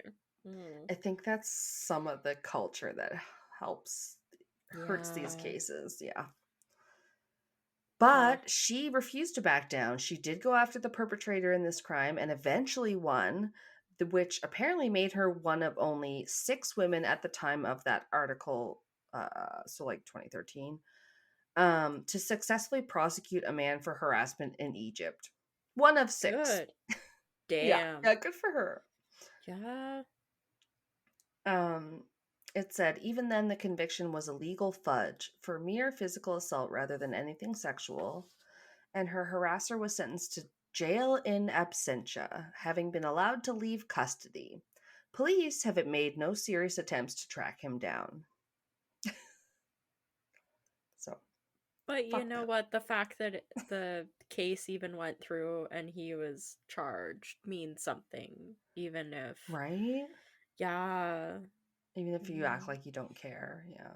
Yeah. It still means something. Ooh. Okay. The problem is that the state has been condoning these crimes, said Kirolos. There's no accountability whatsoever. There has also been zero efforts by the government to change how the media or the education system deals with the problem. End quote. Yeah. Well, It's it happens everywhere, unfortunately. yeah, you can't just put a band-aid on it. No. Everything is such a slow process. It's true. It said Egypt's National Council for Women is working with the country's interior ministry to set up a system where women can report sexual harassment to a specialized team of female police officers Yes, so that their please. cases might be taken more seriously. Exactly. That So was the then they best thing don't I get heard. sexually harassed and assaulted by Right? the police, because that happens in the US and here I'm sure too. Exactly. Or even just made fun of. It's just not cool. Yeah, exactly. The group has also proposed new legislation to Egypt's cabinet that specifically outlaws sexual harassment. But changes in power and things of that nature stall the process all the time. Fighting back has always been a slog, a big sort of uphill battle. And even though it feels like eyes have been on the problem, like we didn't know about it, I haven't heard about it, but Yeah. so it's obviously still ongoing, but which sucks and trying to get word out there. So yeah, we're gonna do what we can. But like it's crazy. They're like as far back as 2011, it was apparently making news when there was even an incident that was called the Blue Bra Incident of 2011. Cute Blue people bra. needing to have cute names for things for some reason. I don't know. Yeah. That day in December 2011, quote, a woman anti-harassment activist called Sit al-Banat, or the best of all girls, was Aw. stripped of her abaya and dragged through the street by army officers. So Wow. it's apparently pretty rough. Other sources I read said the video showed her being stomped in the chest by army officers. Damn. Clearly she was very severely mistreated by them. Yeah. And yet, like, that incident didn't really spark anything. It's kind of crazy. Obviously, more minor cases are still occurring, or like from what I've alleged, obviously. But the amount is sort of staggering. There's like mass molestation, there's groping, there's grabbing, there's groups penetrating people with fingers and things. It's a lot. More media attention was garnered after 19 more women were assaulted in the January 25th, 2013 protests. Sorry, I can't talk. Quote, in the June 30th, 2013 anti-mercy demonstrations, 46 women were assaulted. That night, Ayman Naji, a founder of the group Against Harassment, participated in the rescue of a woman trapped with her brother in a room in the Arab League building in Tahrir Square. As he wrote in a Facebook note, the woman said that the people in the room had assaulted her and she felt she lost her virginity. As activists tried to lift another woman over a fence to safety, men pulled off her clothes while others took pictures with their phones. Wow. Serious? That's quite a picture it paints to me. I was just like, Yeah. whoa, it's fucked up. Trying to rescue her, like, actively. And you're trying to, like, what? Get a picture for fucking YouTube? I think the video of the blue bra incident got uploaded to YouTube or one of those ones, and they're like, YouTube, can you at least do something about it? They're like, oh yeah, let's take down the videos where the people can be identified by their faces. And you're like, okay, thanks. Great. Wow. How about we don't? How about we have them arrested? Yeah, how about we take down all the videos at least? I don't know. Ugh. Damn. Yeah. A tea seller tried to repel the attackers by spraying boiling water at them, scalding Naji, as the tea seller could not distinguish rescuers from attackers. Poor guy. On July 3rd, as Mercy was removed from power, Op Antish, which was one of those groups of resistance, fighters or whatever, called for extra support due to the crowds. In the 18 days leading up to that day, there had been hardly any assaults reported, but then... Hardly any doesn't mean zero. No, but it was weird how they were, like, all said it was like a quiet before a calm before the storm, if you will. Yeah. They went home to rest up for the big day. Exactly. Yeah. We have to wait till the day that he's actually removed from power so that then there can be 80 reports of assault that day. Yeah. So many. Again, trigger warning. Then that night, CBS correspondent Lara Logan was attacked by a large group of men, leaving her clothing torn and herself having been penetrated against her will. Jesus. Another attack was described in an interview with CNN. She said that there were about 50 men, all ages. They stripped her naked. They had said that the people in the room had assaulted her, had fingers everywhere. They pinned her down on the floor.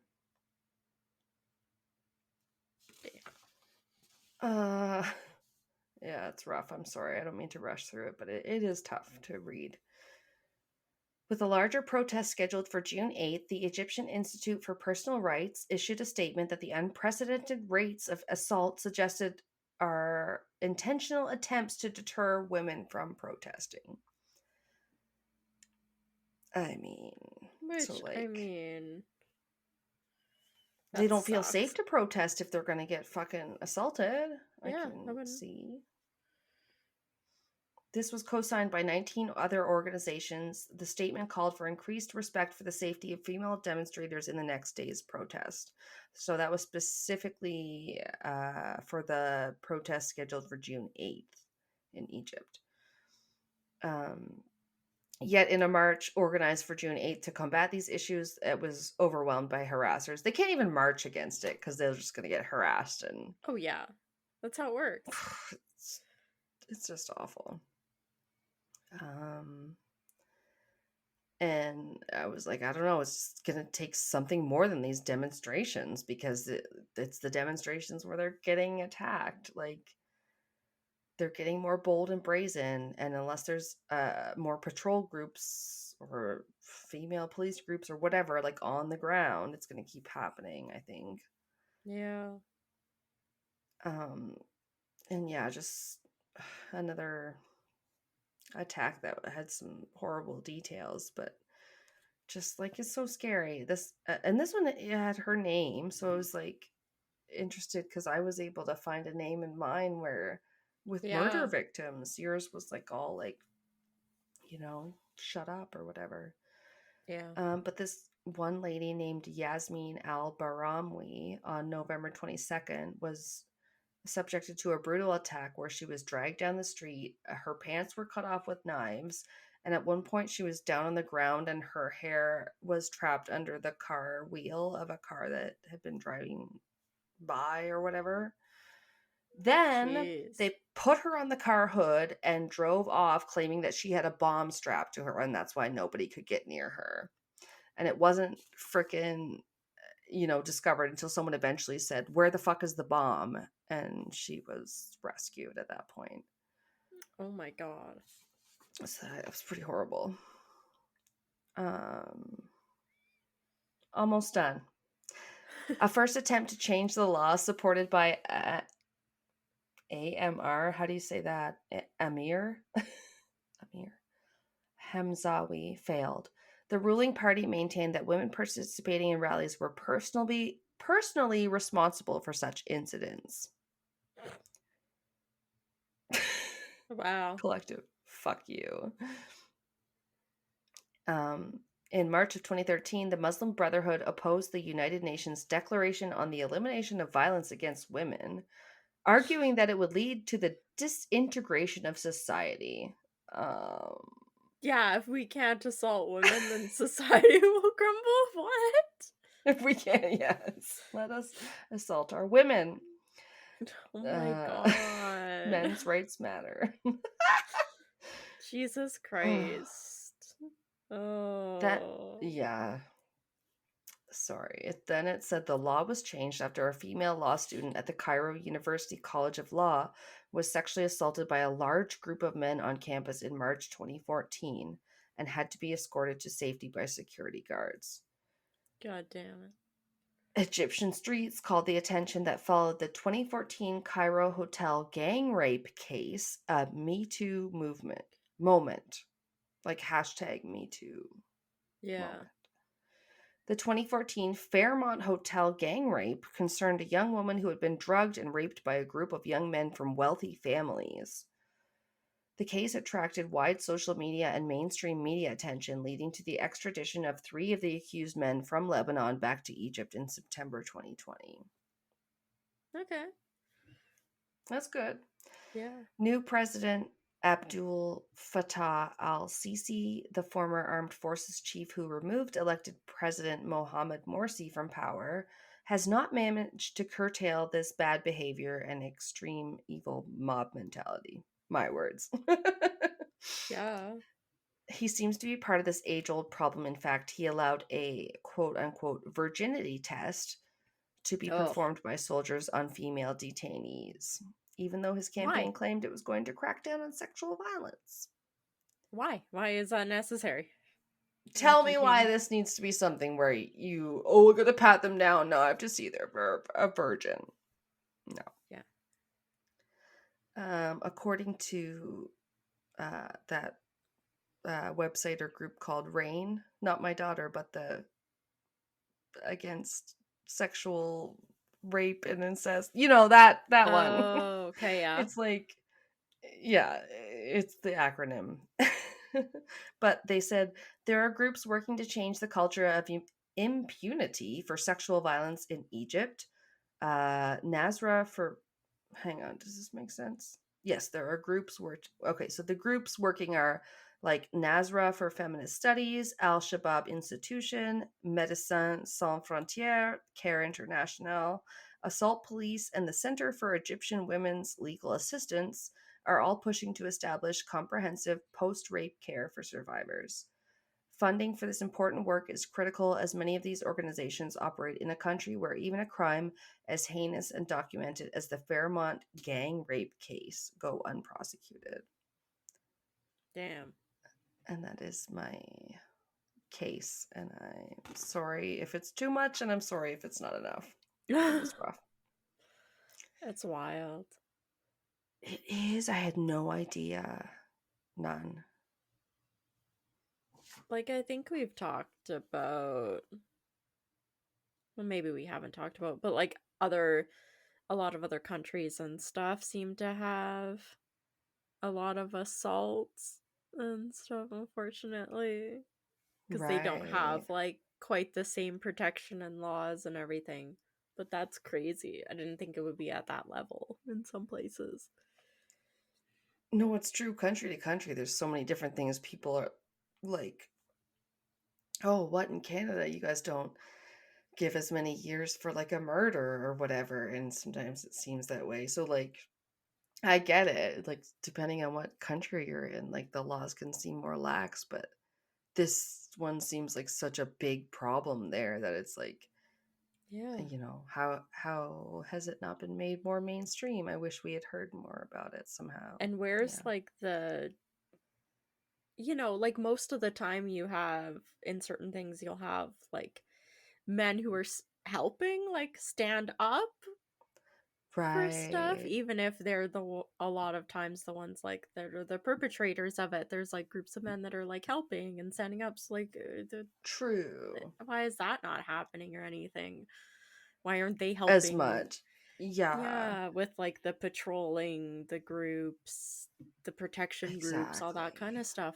Why can't they be part of that? Whereas the people that are like wanting to be a part of that you normally see Right. that, and this seems to have none of that at all. Like, No, I agree. I was only able to find a little bit on some of the groups that were fighting back, and like, although there were some crazy brave stories with like the one guy that was trying to help and then he gets sprayed in the face with the boiling water or whatever that they were trying to yeah, do against the attackers. It's just like, it sucks. It's just like, it seems like whatever's happening to help combat it, it's just not enough. yeah. It's More flamethrowers. Let's issue flamethrowers. And that's the new merch. More flamethrowers. Plus, yeah, just get a divorce for all those yeah. murdery men A and other spouses. flamethrower in every woman's hand in Egypt. Solve the problem. That's our political stance. That's our what is the Yeah. campaign thing we're gonna run on? It's my official political stance. Arm every woman in Egypt with a flamethrower. Elect us. We're gonna put the flamethrower in the hands of every woman everywhere. As soon as they get born, you get a flamethrower. We'll be like, then here's your doll. As soon as you're old enough Yeah. to walk, we'll start measuring you for your tiny baby flamethrower. Tiny baby flamethrower. But if I could also get a hold of that gun from Hitchhiker's Guide to the Galaxy, where you shoot someone and they immediately understand your fucking perspective and feelings, oh my god, that would be worth so much money, right? We'll shoot every single president. That's what we need to do. I feel like it would resolve so many conflicts. It would resolve literally every conflict in the world. It's I forgot all about like that, yeah.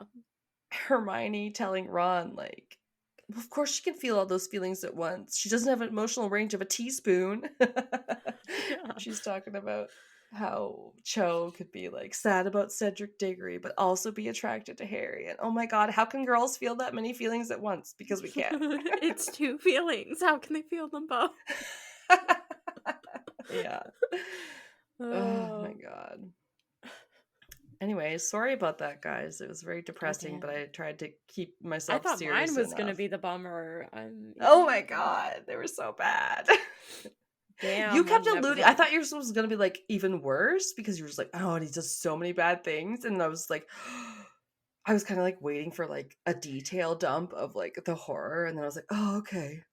I didn't have to like. I feel like it's probably everything out there, but it was like, I do Yeah. not want to list a bunch of torture right now. Fine, by me.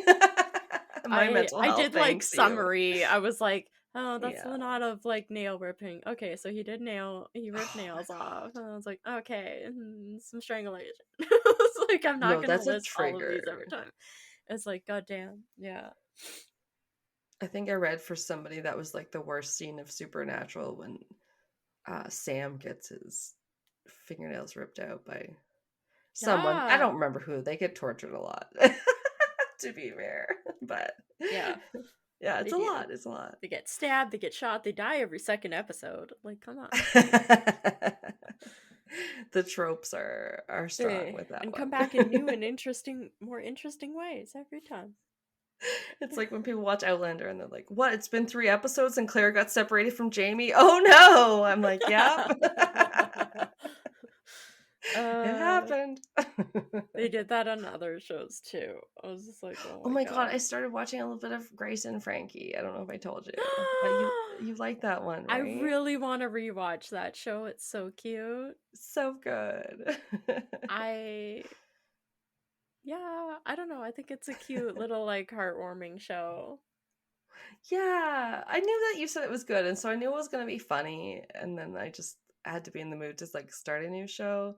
And then Pat was away last weekend, and then I started that, and I also watched season or 2 of Only Murders in the Building, which was also really good. Okay, I haven't watched that. It was Disney Plus, I think, and they bond because they all listen to the same like true crime podcast before the murders start happening in their building. So it's very like Yeah, podcaster copy yeah, coded. I I don't had know. heard that. Yeah, Yeah. nice. They're like, oh fun. no, we suck this season. I'm like, yeah, you do. It's cute. Oh, But anyway. anyway, All right. That's all I got. we had to end on a happier note. Come on. Hell yeah. What are we And talking always about about next week? Oh yeah, we did decide. Doppelgangers. Yeah. And the like.